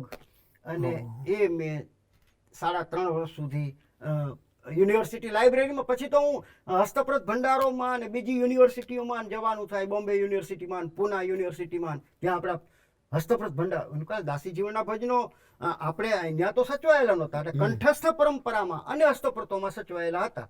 મને મળે કે ભાઈ આ ક્યાંક હસ્તપ્રત છે ને એમાં ક્યાંક આપણા પદ સંચયનો ગુટકો છે તો ત્યાં કદાચ હોય, એમ કરીને હું જાઉં. તો યુનિવર્સિટી અહીંથી મેં લાઇબ્રેરીમાંથી પત્ર લખ્યો હોય, ત્યાંની લાઇબ્રેરીએ મને સમય આપ્યો હોય કે આ દિવસે તમે આવજો. તો ઉઘાડા પગ હોય, ખાદીનો જભ્ભો ને લેંગો પહેર્યા હોય, માળા હોય, દાઢી હોય, એટલે હું લાઇબ્રેરીના દરવાજે જાઉં ને તો એમ એ મહારાજ શું કામ છે? અહીંયા કોઈ ફંડ ફાળો ન મળે, આ તો સંસ્થા છે, સરકારી સંસ્થા છે, એમ મને કહે. એટલે હું મારા થેલામાંથી ઓલો કાગળિયો કાઢીને આપું, ભાઈ આ ગ્રંથપાલ સાહેબનો પત્ર છે, જો મને જવા દો તો PhD નું રજીસ્ટ્રેશન સર્ટિફિકેટ દેખાડવું પડે. ત્યાંથી પછી ત્યારે- મંજૂરી આવી હોય ને, હા. હસ્તપ્રત ભંડાર જોવાની મંજૂરી ત્યાંથી આવી હોય તો જ હોય. જવાની હોય. હમ. એટલે નડિયાદની ડાયલક્ષ્મી લાઇબ્રેરી હોય કે સુરતની MTB કોલેજની લાઇબ્રેરી હોય કે એ બધી હસ્તપ્રતો ત્યાં આપણે ભોજે વિદ્યાભવન તો અમદાવાદ, પણ મુંબઈની ફાર્બસ સભા, ઓહો. પછી ભારતીય વિદ્યાભવનની લાઇબ્રેરી ભવન્સમાં, તો આ બધી લાઇબ્રેરીઓમાં એટલે હું બધે જાઉં ત્યારે આમ મોજ આવે એમ કે પણ આ મારા દાન લેવા નથી આવ્યા. પણ એને સ્વાભાવિક છે એમ જ થાય ને કે હવે આવડો આ હું આ ફંડ ફાળો લેવા પણ નિરંજનભાઈ મને ખ્યાલ છે હા કે આ તો મહારાજ કે બાકી તમને કોઈ ખટારાવાળા એ તો એનાથી પણ અરે અદ્ભુત એ ઘટના એમાં તો હું ત્યારે પીએચડી કરતો બરોબર અને એ સમયે ભાઈ ગોંડલથી ઘોઘાવદરનું બસનું ભાડું 35 પૈસા ટિકિટ હતી 35 પૈસા. હવે એ ઓલો ગોંડલથી રાજકોટનો તમે ટ્રેનનો પાસ કઢાવ્યો હોય ત્યાં મહિલા કોલેજ ઉતરીએ પછી 24 નંબરમાં જતા ને ક્યારેક 24 નંબર વહી ગઈ હોય ત્યારે ચાલીને યુનિવર્સિટી અનેક વાર હું પદયાત્રા કરનાર. અનેક વાર તો એકવાર ચોમાસાના દિવસો ટ્રેન મોડી એટલે ટ્રેન આવી અને અહીંયા ગોંડલ ઉતાર્યો મને અને ત્યાંથી સ્ટેશનથી પાંજરાપોળ સુધી ચાલીને પાંજરાપોળ આવ્યો. હવે પાંજરાપોળ આવ્યો તો ખરો પણ થોડોક વહેલો સમય હોય ને તો ઓલા ગામના છોકરાઓ મજૂરો કડિયા ને એવા હોય ને એ સાયકલ લઈને જતા હોય એટલે હું એની પાછળ બેસી જાઉં ઘણી વાર. મારી પાસે 35 પૈસા ન હોય એટલે હું પણ આ મોડું થઈ ગયું તું ચોમાસાના દિવસો હતા થઈ ગયું તું અંધારું એટલે સાંજે 7 વાગ્યાની એક બસ આવે ગોંડલ જસદણ એટલે ત્યાં પેસેન્જરો ઊભા હતા એટલે બસ આવી હું ઊભો હતો તો ઓલા ઘોઘાવદરના બધા પેસેન્જરો ચડવા માંડ્યા એટલે કે હાલો અદા મને અદા કે એમ નિર્વદા કે અદા નથી આવું તમારે ના ભાઈ મારે એક ભાઈની વાટ છે મારી પાસે 35 પૈસા નહોતા એટલે મારે બસમાં ચડવું કેમ એટલે ઓલા બધા બસમાં વયા ગયા ને હું પછી મેં કીધું હવે આપણે ઊભું ન રહેવાય આપણે ચાલતું થવાય હવે કારણ મોડું થઈ ગયું કોઈ સાયકલ વાળો નીકળે એમ નથી.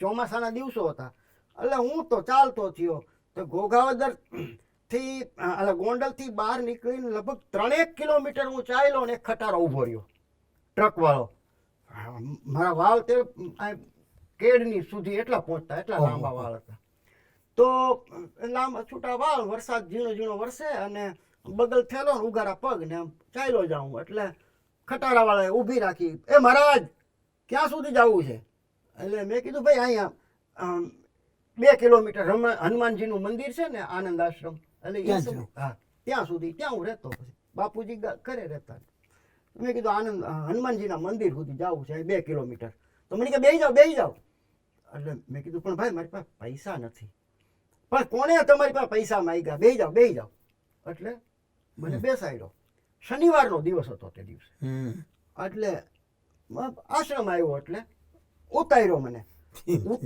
એટલે ખિસ્સામાંથી ₹1 કાઢીને મને એને આપ્યો મને કે આ લ્યો હનુમાનજીને નાળિયેર ચડાવી દેજો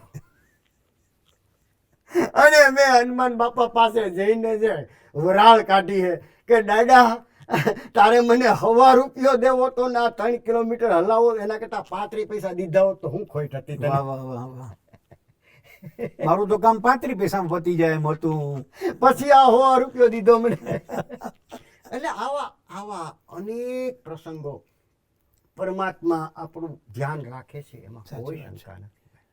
તમે આ પીએચડી પૂર્ણ કર્યું હા પછી અધ્યાપક થવાનો નિર્ણય કર્યો કે શું કર્યું? પીએચડી કારણ કે ખજાનો તો તમારી પાસે અધ્યાપક જેટલો જ હતો ને હતો એ સમયે યુનિવર્સિટીમાં હસ્તપ્રત નિરીક્ષકની જગ્યાઓ હતી. હસ્તપ્રત ભંડાર આપણો હરતુભાઈ અને એક હસ્તપ્રત નિરીક્ષકની જગ્યા ભરવાની હતી ત્યારે મેં એમાં એપ્લાય થયો. હું ત્યારે પીએચડી કરતો હતો. હસ્તપ્રતની ભાઈણી સાહેબ કનુભાઈ શેઠ લક્ષ્મણભાઈ ભોજક એની પાસે મેં તાલીમ ત્યારે લીધેલી એનું કામ મારે હસ્તપ્રતોનું જ કામ હતું. મારું આ બધા હસ્તપ્રત ભંડારોમાં હું જાઉં તો હસ્તપ્રત વાંચી ન શકું તો શું કામનું એટલે એ તાલીમ તો મેં પહેલા જ લીધેલી એટલે મેં અરજી કરી તો પહેલી વાર તો ઇન્ટરવ્યુ ગોઠવાયા એટલે મારી અરજી જ નીકળી ગઈ હતી. હા મને લાયક જ નહોતો ગયો પછી પણ ત્યારે કુદરતને કરવું કે એમાં ભરતી ન થઈ અને બીજી વાર પાછી જાહેરાત આવી અને એ સમયે રામદાનજી ગઢવી આપણા સેનેટ સભ્ય બોટાદ કોલેજના પ્રિન્સિપાલ એ બધા આમ મિત્રો અને મકરંદભાઈને કારણે મને ઓળખે તખતદાનને કારણે એના ઘરે હું જાતો હું આ તખતદાન તો રામદાનજીની વાત કરી મેં કીધું બાપુ આમ છે મેં અરજી કરી છે ને તખ્તસિંહજી પરમાર ના બધા એ સમયે તો અહીંયા યુનિવર્સિટીમાં પાછા આમ આવતા કેકા શાસ્ત્રીજી મારી બધા શાસ્ત્રીજી વિઝિટિંગ પ્રોફેસર તરીકે 1 મહિનો રહ્યા હતા હું જ્યારે પીએચડી કરતો હતો ત્યારે. એટલે આ બધાની પાસેથી મને કેમ રિસર્ચ કરવું આ તે તો પછી ન થયું. અને એક બેન કે જેને હસ્તપ્રત જોઈ નહોતી, શું કહેવાય હસ્તપ્રત મેન્યુસ્ક્રિપ્ટ એ ખબર નહોતી, એને હસ્તપ્રત નિરીક્ષક તરીકે નિમણૂક મળી અને બધું થયું. પછી પીએચડી થઈ ગયા પછી પણ અનેક જગ્યાએ હું અધ્યાપક તરીકે એમાં ઘણીવાર એવું બને કે સાહેબ મને મારી પાસે અરજી કરાવવામાં આવે, ઇન્ટરવ્યુમાં લઈ જવામાં આવે, પણ એના પોતાના વિદ્યાર્થીને લેવો એટલે ઓલા કોરમ પૂરું કરવાનું જોઈએ. હા, કારણ કે અમુક અરજીઓ હોય તો જ ઇન્ટરવ્યુ ગોઠવી શકાય. અને આવું બધું થતું રહે એટલે આપણે એને ટેકો કરવાનું, બાકી આપણું સિલેક્શન ન થાય. તો એમાં એક સમય એવો આવ્યો કે તેરે સાહેબ હેડ ઓફ ધ ડિપાર્ટમેન્ટ હતા અને પછી કેશોદ કોલેજમાં, પણ એ માત્ર 4-6 મહિના પૂરતી જ. ત્યાં કેશોદ કોલેજમાં એવું હતું કે એ ભરતી કરે અને પછી પરીક્ષાનો ત્યાં સુધી કે માન્યતા મેળવવા માટે પરીક્ષા થઈ જાય ને એટલે છૂટા કરી દેવાના. 3 મહિનાનો ઓર્ડર કાગળ ઉપર દેખાડવાનું. એટલે એમાં ઇન્ટરવ્યુ ગોઠવાયો અને હર્ષદ ત્રિવેદી આપણો મહામાત્ર હતો, હું બિંદુબેન પછી હિન્દીમાં સિલેક્ટ થયા હતા ને હું ગુજરાતીમાં સિલેક્ટ થયો હતો. પણ ત્યારે યજ્ઞેશભાઈ પ્રિન્સિપાલ, બરોબર, Yagnesh Thakor European suit boot tie આમ તેમ. અને એ ત્યારે ઇન્ટરવ્યુમાં પછી હમીરસિંહજી રાયજાદા ત્યાંના અધ્યક્ષ હતા. હવે ઇન્ટરવ્યુ લેવાયો તેરે સાહેબ આવ્યા હતા, રમેશભાઈ શુક્લ વગેરે વગેરે. તો પછી ડોક્ટર રાજ્યગુરુ એમ બોલતા ઠાકોર સાહેબ, યજ્ઞેશ ઠાકોર, આ તમારા આવા વેશને જોઈને તમારા વિદ્યાર્થીઓ તમારી સામે કેવી રીતે બેસે? મેં કીધું સાહેબ આ મારો વેશ જોઈને નહીં બેસે, હું બોલીશ ને જે ભણાવીશ એ એને સારું લાગશે તો વિદ્યાર્થીઓ ભણશે મારી પાસે, પણ કે અહીંયા આ યુનિવર્સિટી આપણી આ કોલેજમાં તો આમ નહીં ચાલે. તો મેં કીધું સાહેબ આ મારો બહારનો પરિવેશ નથી, હું જેવું જીવું છું ને એમ રહું છું ને મારી વાણી સાંભળીને બેસવાના છે વિદ્યાર્થીઓ, મને જોવા થોડા આવવાના. કુદરતને કરું મારું સિલેક્શન થયું. અચ્છા, વાહ. અને પસંદગી થઈ અને મને અધ્યાપક તરીકેની નોકરી પહેલી કેશોદ કોલેજમાં મળી. પછી એ પરીક્ષાઓ ના તેની બધું લેવાયું. એ સમયે હું સદવિચાર પરિવારના પેલા હરિભાઈ પંચાલ, અને ત્યારે જુનાગઢમાં એનું કેન્દ્ર ચાલતું ને એ આખું હું સંભાળતો. ત્યારે ઓલા ઓજતમાં પૂર આવેલું 84ની સાલમાં, 84માં, અને આખા ગામ તણાઈ ગયા હતા. એટલે ગામડે ગામડે અહીંથી ટ્રક ભરીને અનાજ, કઠોળ, શાકભાજી અને પેલું સિમેન્ટ, નળિયા, દૂધનો પાવડર, પછી વાસણો, પ્રાઇમસ, આ બધી વસ્તુ અમારે ગામડે ગામડે જઈને આપવાની હતી. અને એમાં 4 ટ્રક 3 જીપ એ બધું. અને એમાં હરિભાઈના મનમાં એક વસ્તુ હતી કે એ બધા 10-15 નું આખું એક અમારું જૂથ હતું. પણ એમાં એમ કે નૈતિક ઉત્થાન સંસ્કાર યાત્રાના કન્વીનર તરીકે નિરંજન રાજગુરુ હતો. કે ગામડે ગામડે ઓલા દેવા જાય ને એટલે ઘરમાં એક પ્રાઇમસ હોય ને તોય 3 જણા ઘરના આવે, 3 પ્રાઇમસ લઈ જાય. સાણસી ને તપેલીનો સેટ હોય ને તો 3 સેટ ઈવડાઈ ઘરના 4 જણા આવે લેવા. એટલે કે નીતિમત્તાનું ધોરણ સુધરે એટલે તમારે ગામડે ગામડે જઈને ભજનો ગાવા અને માણસોને આ સલાહ આપી, ભાઈ તમારે જે જોઈ છે આ કુદરત લઈ ગઈ છે, તમારું બધું તાણી ગઈ છે ને તોય હજી તમે મમત છોડતા નથી, તો ઈ મારે કામ કરવાનું હતું. નૈતિક ઉત્થાન સંસ્કાર યાત્રા એવો શબ્દ આપ્યો હરિભાઈ. એટલે પછી તો હું જીપ લઈને નોકરી કરવા જાઉં. આજુબાજુના ગામડામાં મારે બધા દૂધનો પાવડર ને આટેને આપવો હોય, એટલે મારે કેશોદ પછી આમ ઉપરના ગામડાઓ હોય બધા ત્યાં જવાનું હોય. એટલે જાઉં પછી ઓલા માણસોને કહું ભાઈ તમે આટલા દઈ આવો, ત્યાં હું 2-3 પીરિયડ લેવાના હોય લઈ લઉં, નોકરી કરી આવું. આવું ચાલતું. અને સરસ. એનો અર્થ એવો છે નિરંજનભાઈ કે સાવ અલગારીની અદામાં જિંદગી આગળ વધી પોતાની રીતે, એમાં કોઈ પ્રયાસ ન કર્યા, કાંઈ માગ્યું નહીં, બધું મળ્યું. અને મળ્યું તે બધું ઉચ્ચ કોટીનું મળ્યું. કદાચ એને સમજવા માટે પછીનો ગાળો આપણે કાઢવો પડ્યો એવું મળ્યું.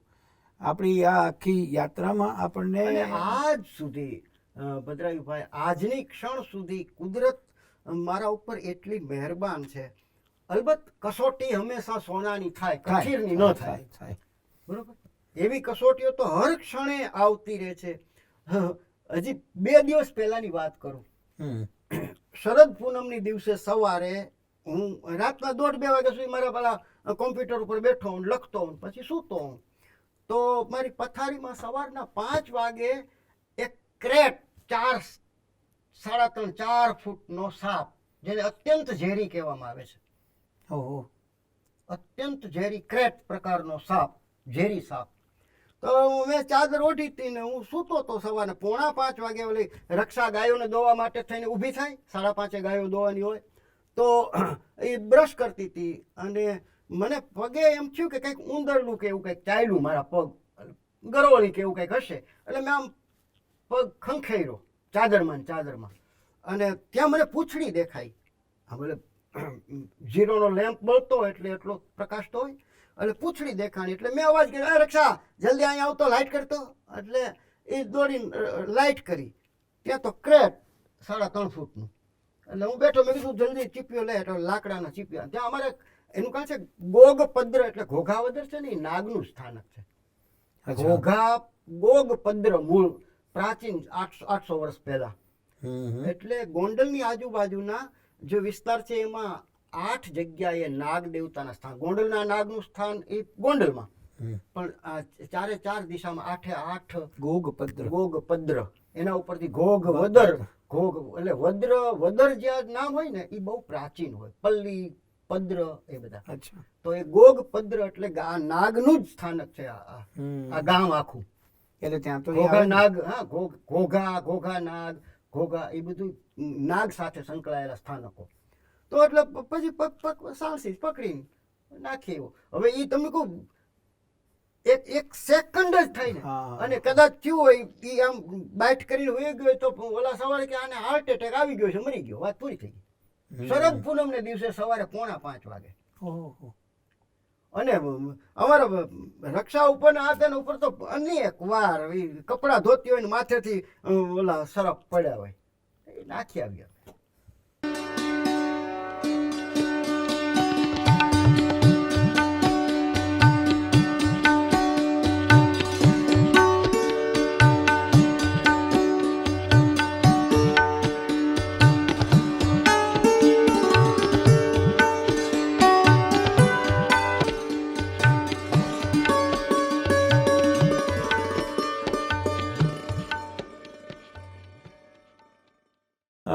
નિરંજન રાજ્યગુરુ સાથે આપણે અત્યારના સંવાદ કરી રહ્યા છીએ, અને એ સંવાદમાં આપણે અત્યાર સુધીની તો આધ્યાત્મિક યાત્રા કરી હોય એવું લાગ્યું. કદાચ એમ કહેવાય કે ઈશ્વરે એટલું બધી અનુકૂળતાઓ જેમના જીવનમાં કરી આપી કે જેને વાંચ્યા પહેલાં સાંભળવા મળ્યું અને સાંભળવતા પહેલાં અનુભવવા મળ્યું. નિરંજનભાઈ, આપને વિનંતી કરું કે આપનું PhD પૂરું થયું અને આપ અધ્યાપક તરીકે જોડાણા, એ બધી યાત્રામાંથી આપણે પસાર થયા. બરોબર. ત્યાર પછીની યાત્રા, અને પછીથી મારે જે એક સરસ પ્રશ્ન પૂછવો છે એના તરફ હું આપને લઈ જાઉં. તો એ સમયે કેશોદ કોલેજમાં મારું પૂરું થયું, અને એ સમયે અહીંયા ભવનમાં, એટલે કે ગુજરાતી ભાષા સાહિત્ય ભવનમાં ડૉક્ટર બળવંત જાનીને કેરિયર એવોર્ડ મળેલો, મધ્યકાલીન પ્રશિષ્ટ કૃતિઓના સંશોધન માટે. હવે ત્યારે સાહેબે એમને કહ્યું કે ભાઈ આ એ તો બળવંત જાની એ સમયે તો અર્વાચીન સાહિત્યના અભ્યાસી, નાયક નાયિકાની વિભાવના ઉપર એમણે PhD કરેલું. તો કે ભાઈ આને માટે કોને આપણે બોલાવાય JRF તરીકે, રિસર્ચ ફેલો તરીકે. તો ત્યારે સાહેબે કહ્યું ભાઈ નિરંજનને બોલાવો. ત્યારે હું જુનાગઢમાં જ આ બલિયા ધર્મશાળામાં સદવિચાર પરિવારનું કામ કરતો હતો. એ સમયે નલિન જોશી, એટલે મુગટલાલ જોશીનો દીકરો, જે હમણાં નિવૃત્ત થઈ ગયો, કોલેજમાં અધ્યાપક હતો, હમ, હમ, તો એણે પોતાના અક્ષરમાં મારા નામે અરજી કરી હમ. JRF માટે. અચ્છા. અને મને તેડવા આવ્યો તેરૈયા સાહેબના કહેવાથી હમ, કે તેરૈયા સાહેબ બોલાવે છે ને યુનિવર્સિટીમાં કામ છે. હમ, હમ. એટલે યુનિવર્સિટી આવ્યો. તેરૈયા સાહેબ મને કે ભાઈ જો આ જાનીને મળ્યું છે અને મધ્યકાલીન સાહિત્યના સંશોધનનું કામ છે, હસ્તપ્રતોનું કામ છે, તો એ તારે કામ કરવાનું છે. તું એટલે નોકરી કરતો નથી, બરોબર. એટલે મહિને 600 રૂપિયા ફિક્સ. 600 રૂપિયામાં બધું જ આવી જાય એમ. બરાબર. તો મારે તો શ્રેષ્ઠ કામ થયું. એક તો પહેલી વાત તો એ કે ગુજરાતના પાછા હસ્તપ્રત ભંડારોની મુલાકાત થઈ શકે. હમ, સાહિત્ય પરિષદમાં સાહિત્ય કોષનું કામ ચાલતું હતું ત્યારે જયંત કોઠારી દ્વારા.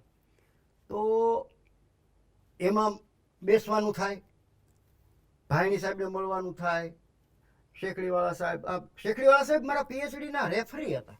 ઓહો. અને એ સમયે સાહેબ આ એક ટૂંકી વાત કરી દઉં કે અતિ કડકમાં કડક અધ્યાપક પેલા હોય ને પરીક્ષક, એને નિરંજનના રેફરી તરીકે મૂકો એવું યુનિવર્સિટીએ નક્કી કરેલું અચ્છા. કે આ PhD તો ભલે એને કરી નાખ્યું થીસીસ, પણ એમાંય પાસ ન થવો જોઈએ. પણ આપણે હિતે છું દરેક જગ્યાએ બેઠા હોય ને. તો પણ શેખડીવાળા સાહેબનો અદ્ભુત રિપોર્ટ આવ્યો. બીજા તો ઇન્ટરનલ રેફરી જયમલભાઈ જ હતા, હમ, એટલે સ્વાભાવિક છે.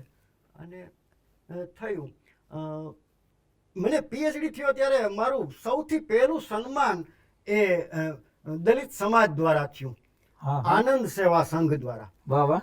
રાજકોટમાં. અને એ સમયના રાજકોટના જેટલા દલિત સમાજના ધારાસભ્યો હતા, શાંતાબેન ચાવડા અને જામનગરના હતા, બધા આખા ગુજરાતના જેટલા એ બધા ભેગા થયેલા. હમ, હમ. અને કોનોટ હોલમાં આખો એ સમયે દાસી કાર્યક્રમ. જીવન ઉપર કાર્ય થયું એટલે એમ કે ભાઈ આપણા દલિત સમાજના સંત કવિ ઉપર PhD થયા છે. અને એ સમયે મારી લગોલગ ડૉક્ટર નાથાલાલ ગોહિલે સૌરાષ્ટ્રના હરિજન ભક્ત કવિઓ ઉપર PhD પૂરી કરેલું. 82માં મને મળ્યું, તરત જ 1-2 મહિનામાં એમને મળ્યું. હમ. એટલે અમારા બેયનું સન્માન સાથે રાખવાનો વાહ. પ્રયાસ. તો કોનોટ હોલમાં અમારો કાર્યક્રમ થયો, સન્માન થયું. તો સન્માનમાં મને ચપ્પલ આપવામાં આવ્યા. અચ્છા. એટલે પછી મેં એનો પ્રત્યુત્તર આપતા એમ કીધું કે જગતની અંદર એક આવો સન્માન સમારંભ ક્યાંય ન થયો હોય કે જેનું સન્માન થતું હોય એને જોડા આપવામાં આવ્યા હોય. પણ મારે માટે આ અત્યંત દિવ્ય પ્રસાદી છે, કારણ કે સંત કવિ દાસી જીવને ચામડા રંગવાના કુંડ ઉપર બેઠા બેઠા આખી જિંદગી ચામડા રંગવાનું અને ચામડા સીવવાનું કામ કર્યું છે. વાહ રે વાહ. અને એના ઉપર અને પ્રેમ લક્ષણા ભક્તિના અદ્ભુત પદોનું સર્જન સર્જન કર્યું છે. yes. બરોબર. તો એની પ્રસાદી રૂપે દાસી જીવનના ગામમાં જ હું ઉછરીને મોટો થયો છું. મારા જ ગામમાં થયા સંત, અને એના ઉપર મેં PhD કર્યું. એના પ્રતિભાવ રૂપે મને જ્યારે સન્માન રૂપે આ ચપ્પલ મળે છે ત્યારે દાસી જીવનની પ્રસાદી માનીને મારા માથા ઉપર ચડાવું, કારણ કે હું ઉઘાડા પગે ચાલતો હતો. જ્યાં સુધી હા, ડોક્ટરેટ હા. ન થાઉં ત્યાં સુધી ચપ્પલ ન પહેરવા એ મારી પ્રતિજ્ઞા હતી. એટલે મારી એ પ્રતિજ્ઞા પણ આજે પૂરી થાય છે. બંને પ્રતીકો સરસ ભેગા થયા. કેવડી બહુ મોટી. જ બહુ જ સરસ. શું? કારણ કે નથી પહેરતા એને મળે છે, અને એ પણ પાછું દાસી જીવનનું મળે છે. એના નામથી. વારે વાહ. શું? એટલે પછી યુનિવર્સિટીમાં હું રિસર્ચ ફેલો તરીકે જોડાયો. હાજી. અહીંયા અમદાવાદમાં સાહિત્ય પરિષદના ઉપરના ગેસ્ટ હાઉસમાં દિવસોના દિવસો સુધી રહેવાનું થાય. ત્યાં સાહિત્ય કોષમાં બળવંતભાઈના માટે મારી નોંધ કરવાની થાય. પહેલામાં જઈએ વિદ્યાપીઠની કોપીરાઇટ લાઇબ્રેરીમાં, ત્યાંથી મધ્યકાલીન પ્રશિષ્ટ કૃતિઓનું લખું. હસ્તપ્રત ભંડારોમાં LD institute of Indology, Indology. હા, હા, yes. એમાં પણ જવાનું થાય. ને ત્યાં ઉપાશ્રય, એ અત્યારે મારા આશ્રમ મેં તમને કીધું ને કે આમ સાપ ને વીછીને રખડતા હોય ત્યારે એ ઉપાશ્રયમાં આટલી ધૂળ હોય એમાં અને એક હું મગની કોથળી લઈ જાઉં. 600 રૂપિયા પગાર, હમ. મહિને 600 રૂપિયા. એમાં મારે મારા પરિવારજનોને પણ આપવાનું. બરોબર. તો મગ લાવ્યો હું, પછી ગીઝરના પાણીમાં એ મગને રાત્રે પલાળી દઉં, એટલે સવારે બફાઈ ગયા હોય. હમ. અને એક ટોમેટો કેચઅપની બોટલ હોય. એ મગ અને કેચઅપ ખાઈને 15 દિવસ 20 દિવસ 15 દિવસ 20 દિવસ હું રહેતો અહીંયા અમદાવાદમાં. વાહ વાહ. અને પછી ક્યારેક પરિષદના ગેસ્ટ હાઉસમાં ઉપર રહેવાનું થાય. પણ આજ આજ ક્રમ. જીવન, વાહ. આજ ક્રમ. ક્યા પછી બાત. ચાલીને વિદ્યાપીઠની લાઇબ્રેરીમાં જતો. ત્યારે પછી ક્યારેક ઓલા શું છે કે ચપ્પલ નહોતા પહેર્યા ને વર્ષો સુધી, એટલે ઓલા હા. ચપ્પલ એ ભૂલાઈ જ જાય. ગમે ત્યાં કોકને ત્યાં હું ગયો, અહીંયા નીચે ઉતારીને અહીંયા આવ્યો, પછી હું સીધો ચાલતો જ થઈ જાઉં. ચપ્પલ નવા પડ્યા હોય એમને. એવા ઘણા બધા ગુમાયા. તો અહીંથી હું પરિષદના કાર્યાલયથી બહાર નીકળીને આશ્રમ રોડ ઉપર, એ ત્યારે વચ્ચેની રેલિંગ નહોતી, એટલે બે બાજુ દુકાનો. તો ઉનાળાના એપ્રિલ મે મહિનામાં ડામર ઓગળેલો હોય અને હું ચાલતો હોઉં ને એટલે છાપ પડતી હોય. બરોબર બપોરના 1-1:30 વાગે હું ચાલીને ત્યાં જાઉં. સવાર સુધી, બપોર સુધી અહીંયા કામ કરું પરિષદમાં, અને પછી બપોર પછી મારે વિદ્યાપીઠનું કામ કરવાનું હોય. પણ બે બાજુના દુકાનદારો કે આ કોક ગાંડિયું નીકળ્યું છે ને, એમ છાપ પડતી જાય ઓગળેલા ડામરમાં ઉઘાડા પગે. પણ એવું સરસ કામ થયું. અને એ દરમિયાન પછી એ 3 વર્ષ પૂરા થયા અને મને 2 વર્ષ સુધી પીજી ટીચર તરીકે, રમેશભાઈ શુક્લ ત્યારે બરોબર તમારા ડાયરેક્ટર તરીકે ગયા, એકેડેમિક સ્ટાફ પર ડાયરેક્ટર હતા. એની જગ્યા, લેક્ચરરની જગ્યા ઉપર મને મારી નિમણૂક કરવામાં આવી. એડહોક બેઝ ઉપર 2 વર્ષ માટે લેક્ચરર તરીકે હું ત્યાં ભવનમાં યુનિવર્સિટીમાં રહ્યો. MA ના વિદ્યાર્થીઓને, MPhilના વિદ્યાર્થીઓને ભણાવ્યા. એ સમયે PhDના રેફરી તરીકે પણ મને માન્યતા મળી. એટલે PhDના વિદ્યાર્થીઓ યુનિવર્સિટીઓમાંથી થીસીસ જોવા આવે આ તે. પણ પછીનો સમય એવો આવ્યો, 2 વર્ષ નિવૃત્ત થઈ ગયા, છૂટા પડી ગયા. અને પછી જ્યારે કાયમી ભરતી થવાની હતી ત્યારે મને માન્ય એટલે લાયક ન ગણવામાં આવ્યો, વગેરે વગેરે. એ યુનિવર્સિટીમાં ઘણું બધું થતું હોય છે. હા, એ થતું હોય, થાય. પણ મને એ દરમિયાન ડૉક્ટર હોમી ભાભા ફેલોશિપ મળી. ભાયણી સાહેબે અને મકરંદભાઈએ ભલામણ કરેલી. 4 યુનિવર્સિટીના કુલપતિ JRD ટાટા પોતાની ઓફિસમાં મુંબઈ નરીમાન પોઈન્ટ ઉપર મારો ઇન્ટરવ્યૂ ગોઠવાયો અને મને સૌરાષ્ટ્રના ભજન સાહિત્ય અને એમાંય ખાસ કરીને નારી સંતોની વાણી, મેં પ્રોજેક્ટ મૂક્યો હતો કે ગામડે ગામડે ફરીને 60 વર્ષથી ઉપરના ભજનીકો જે ભજનો ગાતા હોય રામસાગર સાથે, એ એક છેલ્લી પેઢી બચી છે, એનું ઓડિયો કેસેટમાં રેકોર્ડિંગ કરવું, આ મારો પ્રોજેક્ટ છે. અને આ Bhabha fellowship post doctoral research માટેની ફેલોશિપ છે. ગુજરાતમાં અને ગુજરાતી ભાષામાં કોઈને નહોતી મળી. આમ તો હોમ સાયન્સથી માંડીને અણુ વિજ્ઞાન સુધી કોઈ પણ વિષયમાં PhD પછી જેને વિશિષ્ટ સંશોધન કરવું હોય 3 વર્ષ સુધી ફૂલ ટાઈમ રિસર્ચ, નોકરી ન કરતો હોય અથવા તો નોકરીમાંથી એને રજા મળવી જોઈએ 3 વર્ષની તો મળે full time research. Full time research. અને એ મને ફેલોશિપ મળી. અને એમાં મને પહેલા વહેલું એને સ્પ્લેન્ડર, હોન્ડાના સ્પ્લેન્ડર મોટરસાયકલ રાજકોટમાં 5 આવેલા, એમાંનું પહેલું સ્પ્લેન્ડર મને ભાભા ફેલોશિપ વાળાએ આપ્યું, ખરીદીને આપ્યું. શું? ગામડે ગામડે જવા માટે. અને એ 2.5 વર્ષમાં 72,000 કિલોમીટરની મુસાફરી. એ હું નીકળી ગયો. બગલ થેલો હોય, એમાં નાનકડું ટેપ રેકોર્ડર હોય, 5, 10, 15 કેસેટ્સ હોય, 10 રૂપિયાની કેસેટ આવતી ત્યારે. શું? સિંગ ચણા હોય, ગોળ હોય, ખજૂર હોય. અને આખો ભાવનગરથી શરૂ કરીને છેક દ્વારકા સુધીનો દરિયાકાંઠો, અને એમાંય ખાસ કરીને ત્યાંના વણકરવાસ, એ બધા એની પાસે જ સાચા પ્યોર ભજનો ટ્રેડિશનલ, એનું મેં રેકોર્ડિંગ લગભગ 600 કલાકનું રેકોર્ડિંગ એ સમયે કરેલું. વાહ વાહ વાહ. અને એ આજે મારી વેબસાઇટ ramsagar.org, એના ઉપર થોડું થોડું ડિજિટલ કરીને મુકાતું જાય છે. મારા પુસ્તકો મારી વેબસાઇટ ઉપર 25 ઓનલાઈન ફ્રી ડાઉનલોડ છે. પણ આ કેટલા દિવસો તમે 2.5 વર્ષ સુધી ફર્યા? 2.5 વર્ષ સુધી.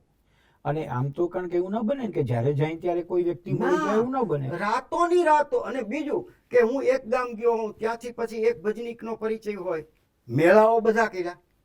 શિવરાત્રીનો મેળો હોય, ત્યાં માધવપુરનો મેળો હોય, તરણેતરનો મેળો હોય, એમ મેળાઓ કચ્છ સુધી બધી જગ્યાએ મોટરસાયકલ લઈને 200 કિલોમીટર ચાલ્યો જાઉં મોટરસાયકલ ઉપર. અચ્છા. અને પછી ત્યાંથી એમ કે ભાઈ બાજુના આ ગામડે એક ભજનીક છે, સુરદાસ છે, ને રામસાગર ઉપર ભજન ગાય છે, ત્યાં પહોંચવાનું, રેકોર્ડિંગ કરવાનું. એ બાવાના ઝૂંપડા હોય, આ હોય તે હોય, રાતોની રાતો ઉજાગરા કરીને એ બધું ભેગું કર્યું. હા હા, વાહ વાહ. એ આજે આ બધું આ 25-27 પુસ્તકો એમાંથી જ થયા ને ભાઈ. હમ, હમ. અને ભજન સાથેનો જે આપનો લગાવ છે એટલે તળનો લગાવ, હા કે ભજનના કેટલા પ્રકાર ને ભજનનો કયો પ્રહર ને હા એ જે આખું શાસ્ત્ર કહેવાય, હા. બેઝિક શાસ્ત્ર, હા એ પણ ઉતર્યું. અને એમાં એટલે જ આ ફિલ્ડ વર્ક કર્યું મેં સતત. હમ એટલે ગામડે ગામડે ફરીને આજે શું છે, આજે તો આપણા ભક્તિ સંગીત કે લોક સંગીત ઉપર અનેક જાતના આક્રમણો છે. હમ હમ હમ. પ્યોર ટ્રેડિશનલ જેને ઓરલ લિટરેચર અથવા તો ઓરલ મ્યુઝિક કહીએ જ્યારે, એવું છે જ નહીં. કંઠસ્થ પરંપરામાં જળવાયેલું. અત્યારે તો આ ધંધાદારી કલાકારો એને એને જેવી રીતે શાસ્ત્રીય સંગીતમાં એક ચોક્કસ વિધાન છે, એનું શાસ્ત્ર છે કે ભાઈ કયો રાગ કયા સમયે ગવાય. ગોવાય, હા, એવી બરાબર જ છે. રીતે આપણા પ્રાચીન લોક સંગીતમાં પણ છે કે સંધ્યાથી માંડીને પ્રભાતિયા સુધી એ ભજન ગવાય. અને પ્રાતઃ મંગળા આરતીથી શરૂ થઈને સાયમ આરતી સુધી એ કીર્તન કે પદ ગવાય.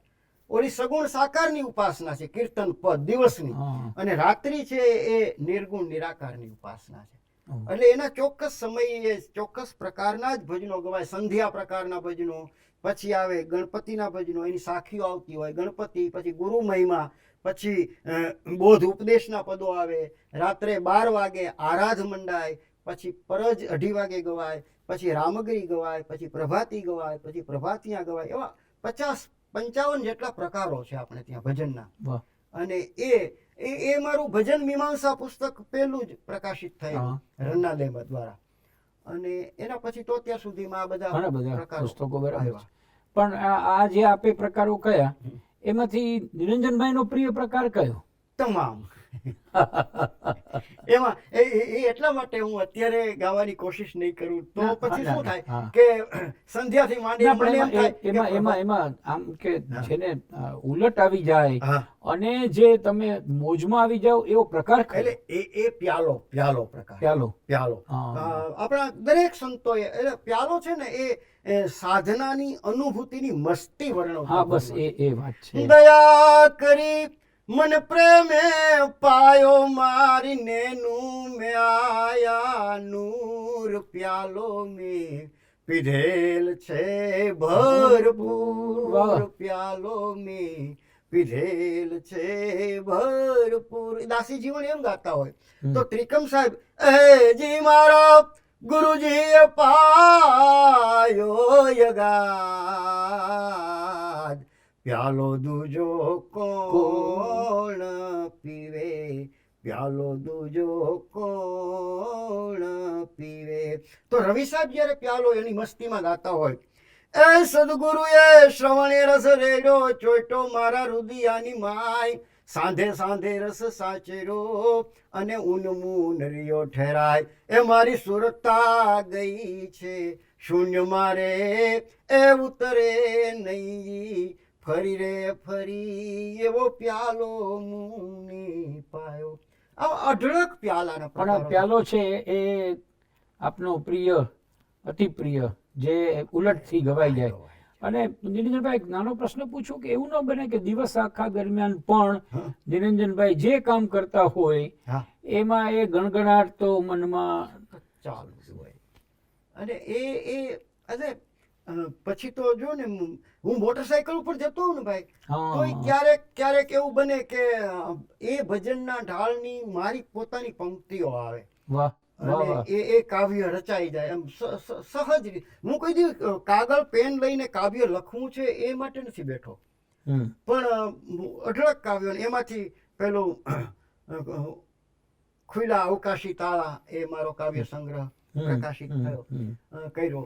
તો એ જાતના અનેક પદો. મેં તો આ કયા ઉપરથી અધ્યાત્મ. કહ્યું કે એક સામાન્ય માણસ તરીકે એક ગીત આપણે હું પણ સાંભળું છું, હા. તો પછી એ મનમાં કેટલોય વખત સુધી સતત. રહેતું હોય છે. હું તમને કહું, અરે આપણે સવારમાં ઉઠીએ અજાગ્રતપણે, માનો કે રેડિયો ઉપર એક સારામાં સારું ફિલ્મ ગીત આવતું હોય ને, તો રાત સુધી તમારા એના સ્વર ગુંજા કરતા હોય. સાચી વાત છે.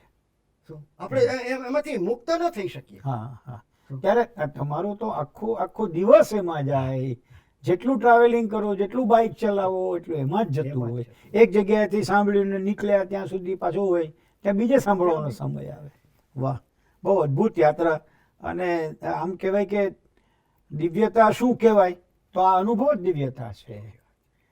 એટલે એટલે જ મારા લાઇબ્રેરીના પેલા ખંડમાં દરવાજામાં જ મેં મારું એક કાવ્ય એકાંત મળ્યું છે સૂતો છું આવીને અડચણ કરશો માં જ્યાં માંડ મળી 2-5 ઘડી એમાં ગુંજારવ કે ગણ કરશો માં એકાંત મળ્યું છે સૂતો છું. આ સ્વરો આવે સહજ રીતે.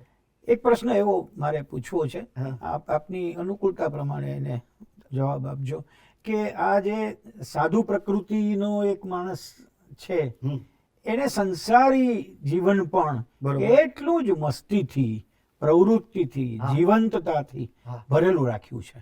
એટલે જ નિરંજનભાઈ મળે ત્યારે તમને જે સામાન્ય રીતે દુઃખ દર્દ જેવું ન લાગે, ઉલટાના દુઃખ દર્દ હોય તો એ વયા જાય. એ જીવનની અમને વાત જાણવી છે.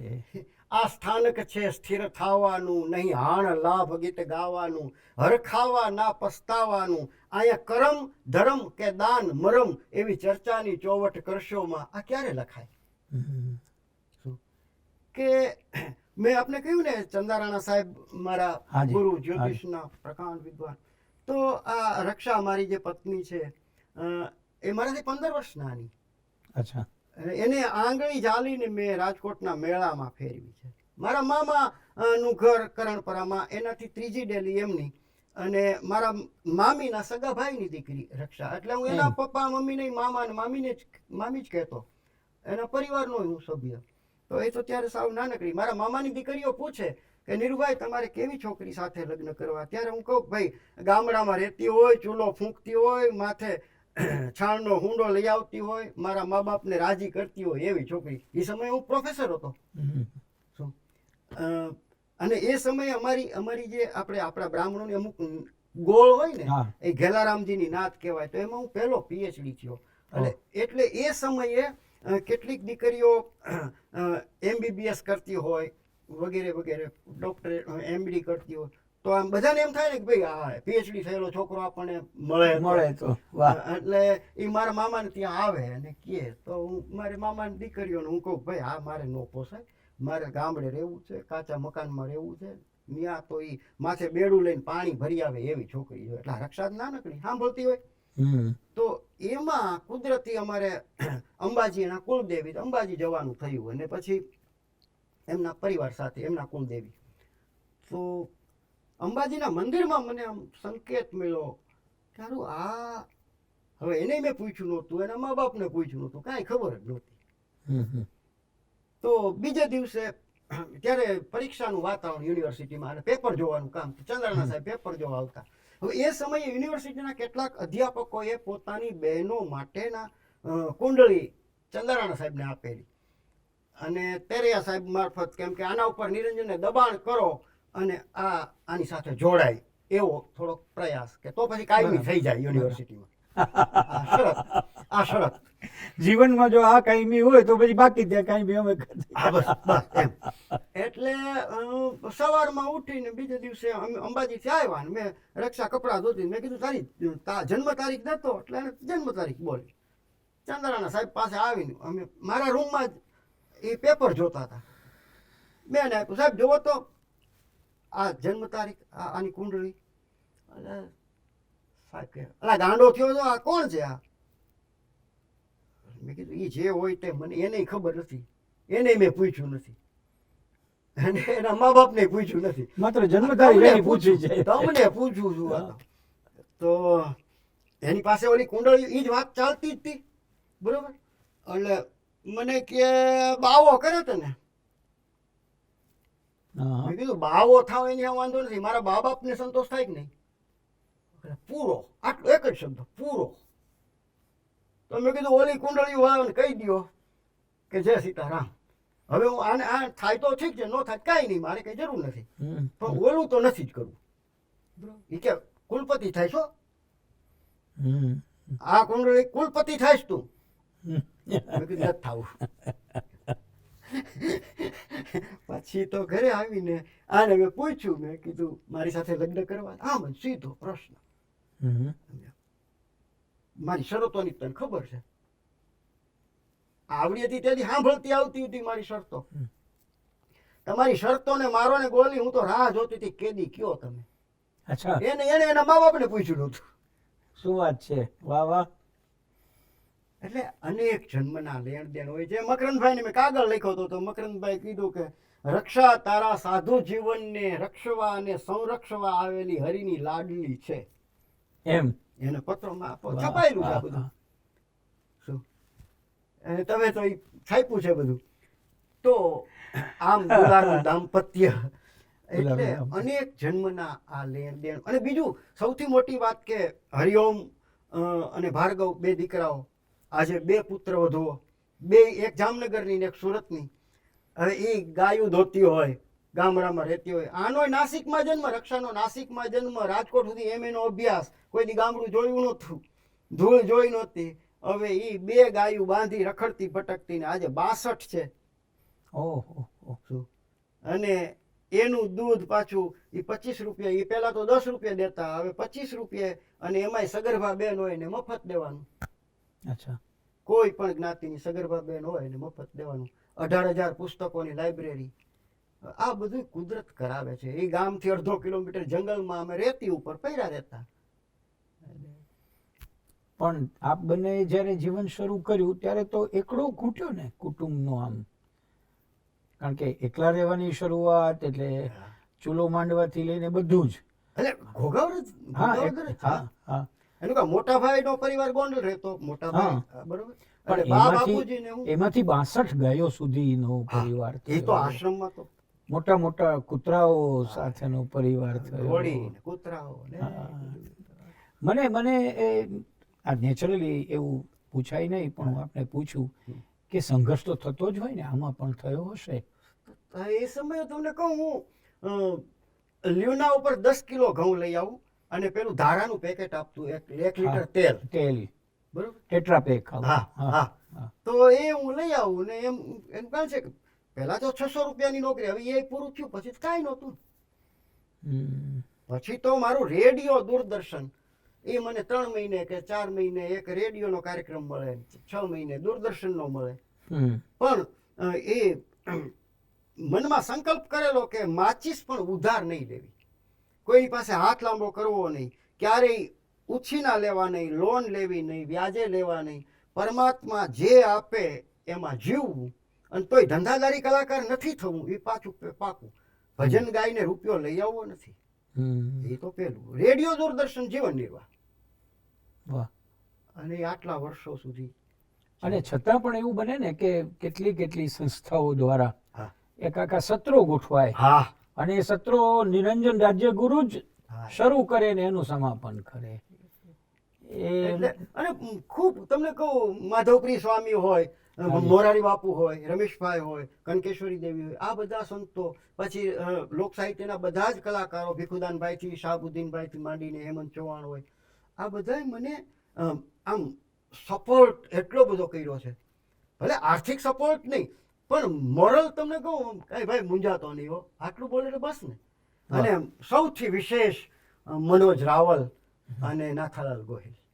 પછી મારા 2 વિદ્યાર્થીઓ રમેશ મહેતા અને રવજી રોકડ. હા, તો આ બધા મળીએ ને બસ. એ પણ અત્યારે જ્યાં આપનો નિવાસ છે, હા, એ કેવી રીતે ડેવલપ થયું એ મને થોડું, એ છે ને આમ તો, કારણ કે એ પછી પણ સૌ દર્શક મિત્રોને હા, બહુ જ ઉપયોગી થાય એવું છે. એ આમ 600 વર્ષ પહેલા ઘોઘાવદર, મેં કહ્યું ને ઘોઘપદ્ર, હા, ઘોઘપદ્ર, ઘોઘપદ્ર. એ મૂળ ટીંબો હતો. ત્યાં નાનકડી નદી, આપણે સાવ નાનકડી નદી છે, એ પાછળના ભાગમાં. અને ત્યાં એક હનુમાનજીનું સ્થાનક હતું, પ્રાચીન સમયનું, બરાબર. ખાલી પાણો એક જ, એ જૂના ટીંબામાં એમ કે હનુમાનજીનું સ્થાન.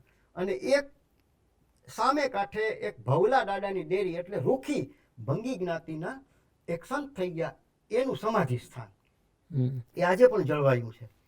એટલે આ પૂર આવેલા ને ત્યારે એ આખું ગામ તણાઈ ગયું હતું, સમજ્યા. અને પછી અત્યારનું ઘોઘાવદર ગામ છે, પાછળથી 600 વર્ષ પહેલા વસ્યું.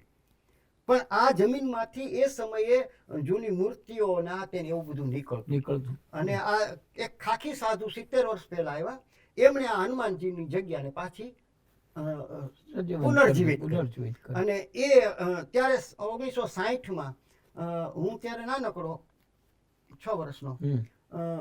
એ ખાખી સાધુ પ્રેમદાસજી કરીને હતા, ખાખી સાધુ, પણ અત્યંત ઉગ્ર મિજાજના. એ આજુબાજુના એના બીજે સેવકોને હતા, એમાંથી માગી આવે અનાજને આતે, અને આ ઝૂંપડી બાંધીને રહ્યા. હનુમાનજીની મૂર્તિ એક પ્રતિષ્ઠા કરી, કથા કરી, રામકથા, અને એ મૂર્તિની પ્રાણ પ્રતિષ્ઠા મારા હાથે કરાવેલી. હું ત્યારે 6 વર્ષનો. ત્યારે બાપુજી એના ખાસ મિત્ર, સમજ્યા? આખા ગામમાંથી અને બાપુજી સાંજે છૂટે ને એટલે અહીંયા રામાયણ સંભળાવા જાય, વાંચીને રામાયણ વાંચે. ઓલો ખાખી સાધુ ચલમ પીવે અને એકલો સાંભળે. અચ્છા. અને એ ગામની આ કોઈની અરે લેવા દેવાની, એને કોઈને આવકારો જ નહીં, કશું જ નહીં. હમ. તો એ પછી 3 વર્ષ રહ્યા. પછી પાણીની ભયંકર મુશ્કેલી, દુષ્કાળો પડ્યા, એટલે એ મહુવા પાસે સેદરડા ગામે એમણે જગ્યા બાંધી અને વયા ગયા. અને એ સમયે બાપુજીને સોંપી ગયા, અને બાપુજીને સોંપી ગ્રામ પંચાયત પાસે પેલું કાગળ ઉપર એને એ સમયે કઈ રજીસ્ટર નહીં, હાથે હા, કઈ હતું નહીં, નહીં, બરાબર. પણ ખાલી કાગળ ઉપર એને 1 રૂપિયાના રેવન્યુ સ્ટેમ્પ ઉપર કે આ આશ્રમ મારી મઢી, ત્યારે મઢી કહેવાય, મઢી. બરોબર, આ મઢી હું વલ્લભભાઈના દીકરા નીરુને સોંપી જાઉં છું. બરાબર. એ પ્રમાણે કાગળ કરી અને એ વયા ગયા.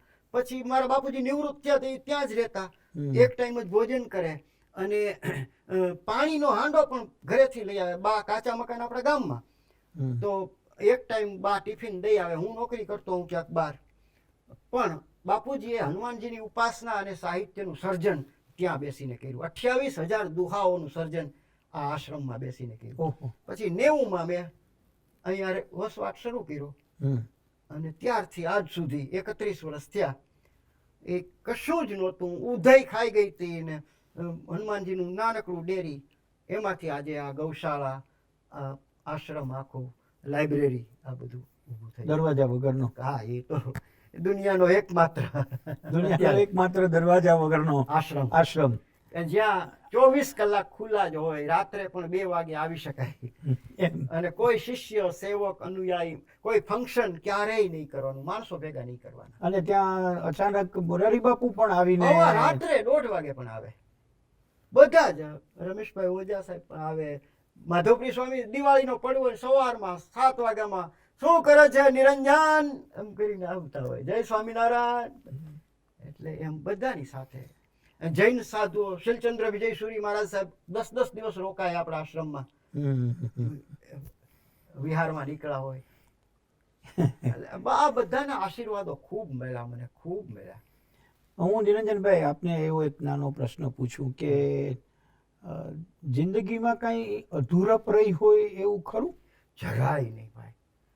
આ ક્ષણે કદાચ આ ક્ષણે પરમાત્મા એમ કે હાલ તો તૈયાર, વાહ. કે આ બાકી રહી ગયું છે, આ બાકી રહી ગયું છે, કશું જ નહીં. અને છતાં એને કરાવવું છે ને.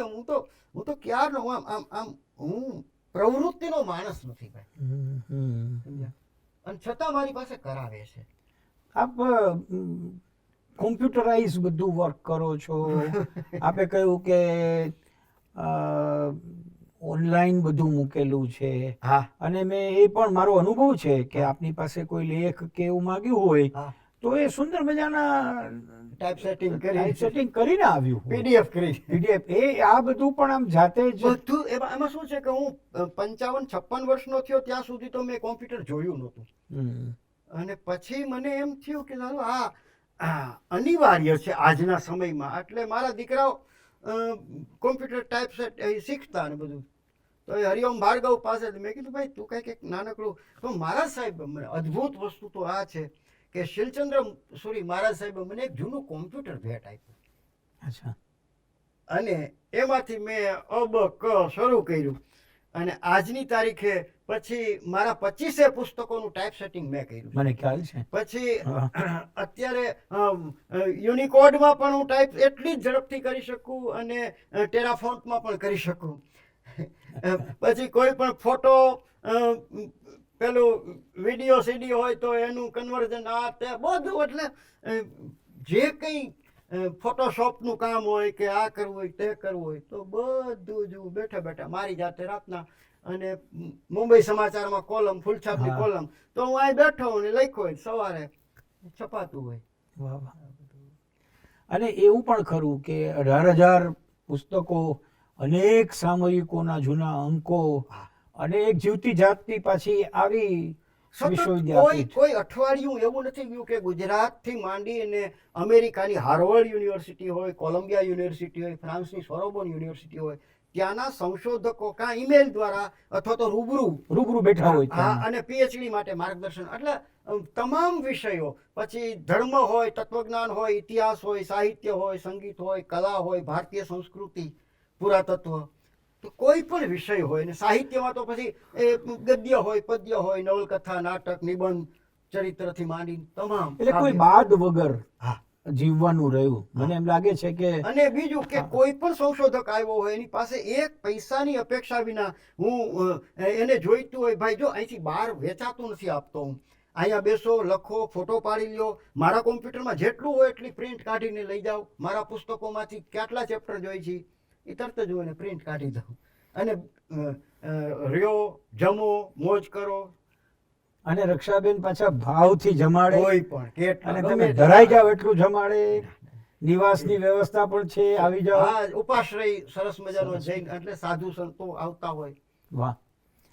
એક એવું જીવન તો નિરંજનભાઈ. અને સૌથી મોટી વાત ભદ્રવીભાઈ કે મારા બે સંતાનો એનો વ્યવસાય પણ અદ્ભુત વસ્તુ ત્યાં છે. હા, હું હમણાં આવતો હતો એના ઉપર કે પાછું કે એ પણ કુદરત સાથે. હરિઓમ એ ગાયના છાણમાંથી નૈસર્ગિક ઓર્ગેનિક અગરબત્તીનું ઉત્પાદન કરે છે.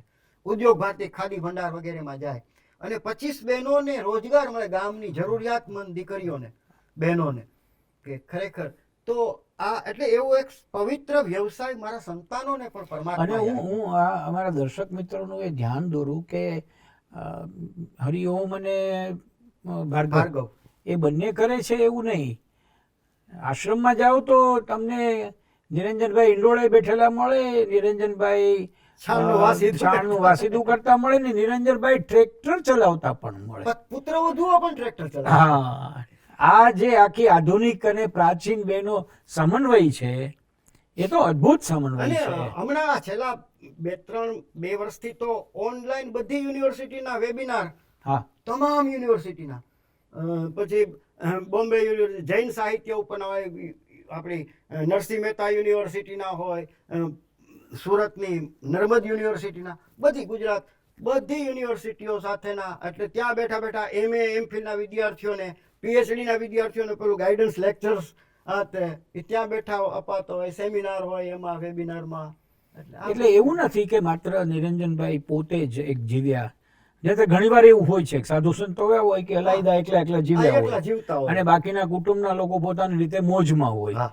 પણ એ બંને દીકરાઓ પણ એવા વ્યવસાયમાં કે જે વ્યવસાય ઘર આંગણે થાય, સવારમાં રોજીરોટી 5:30 અપાય. વાગે ઉઠીને મ્યુઝિકમાં માસ્ટર છે હરિઓમ ભાર્ગવ, બરોબર, માસ્ટર ઓફ પરફોર્મિંગ આર્ટ્સ, પણ સવારમાં 5:30 વાગે ઉઠીને ગાયો દોવાનું કામ એનું હોય.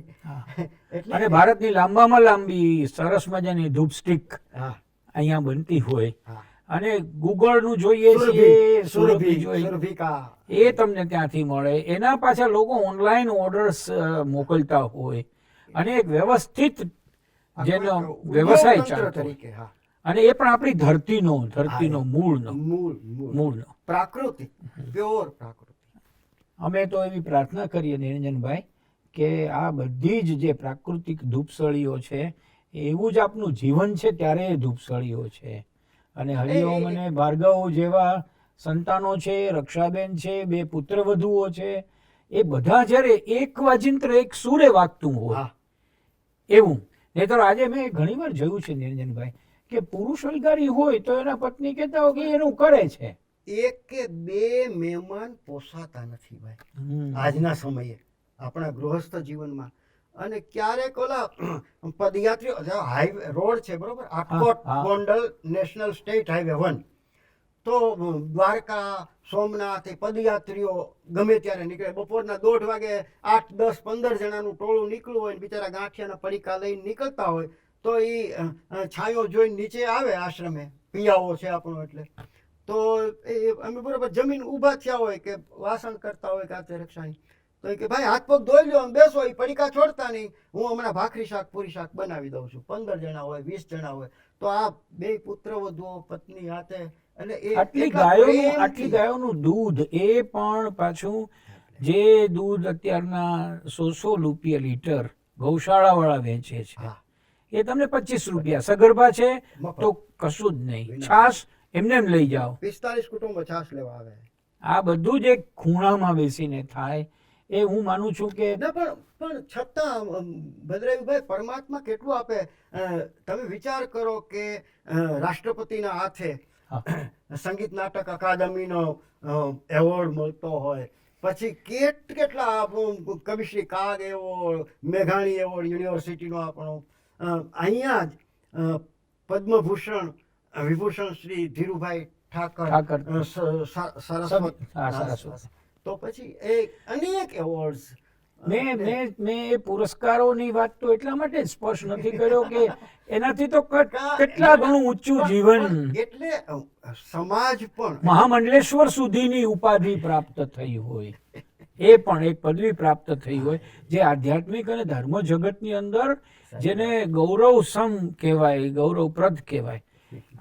અમે બહુ સદભાગી છીએ કે નિરંજનભાઈ આપે આટલો બધો સમય અમારી સાથે કાઢ્યો છે અને અમને આજે તરબતર કર્યા છે.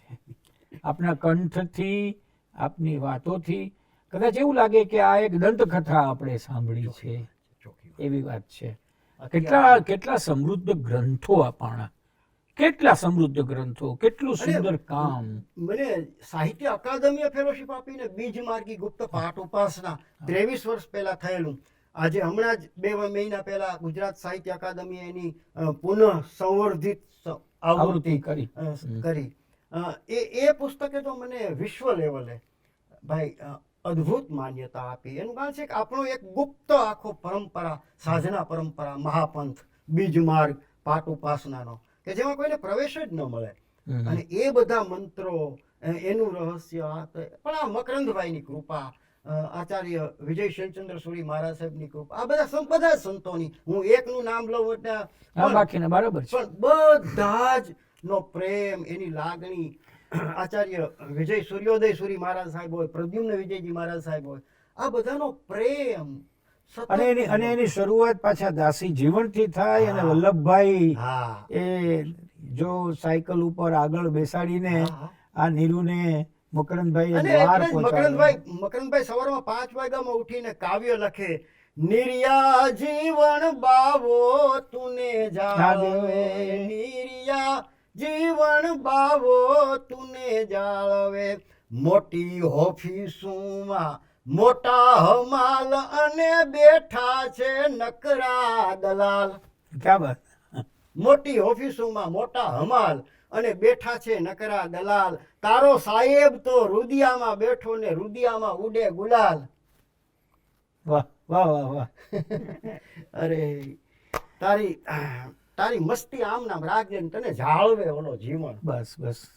આપણે મકરંદભાઈની એ જે સહજ રચના છે એ કાયમ ચરિતાર્થ થાય એવી પ્રાર્થના કરીએ.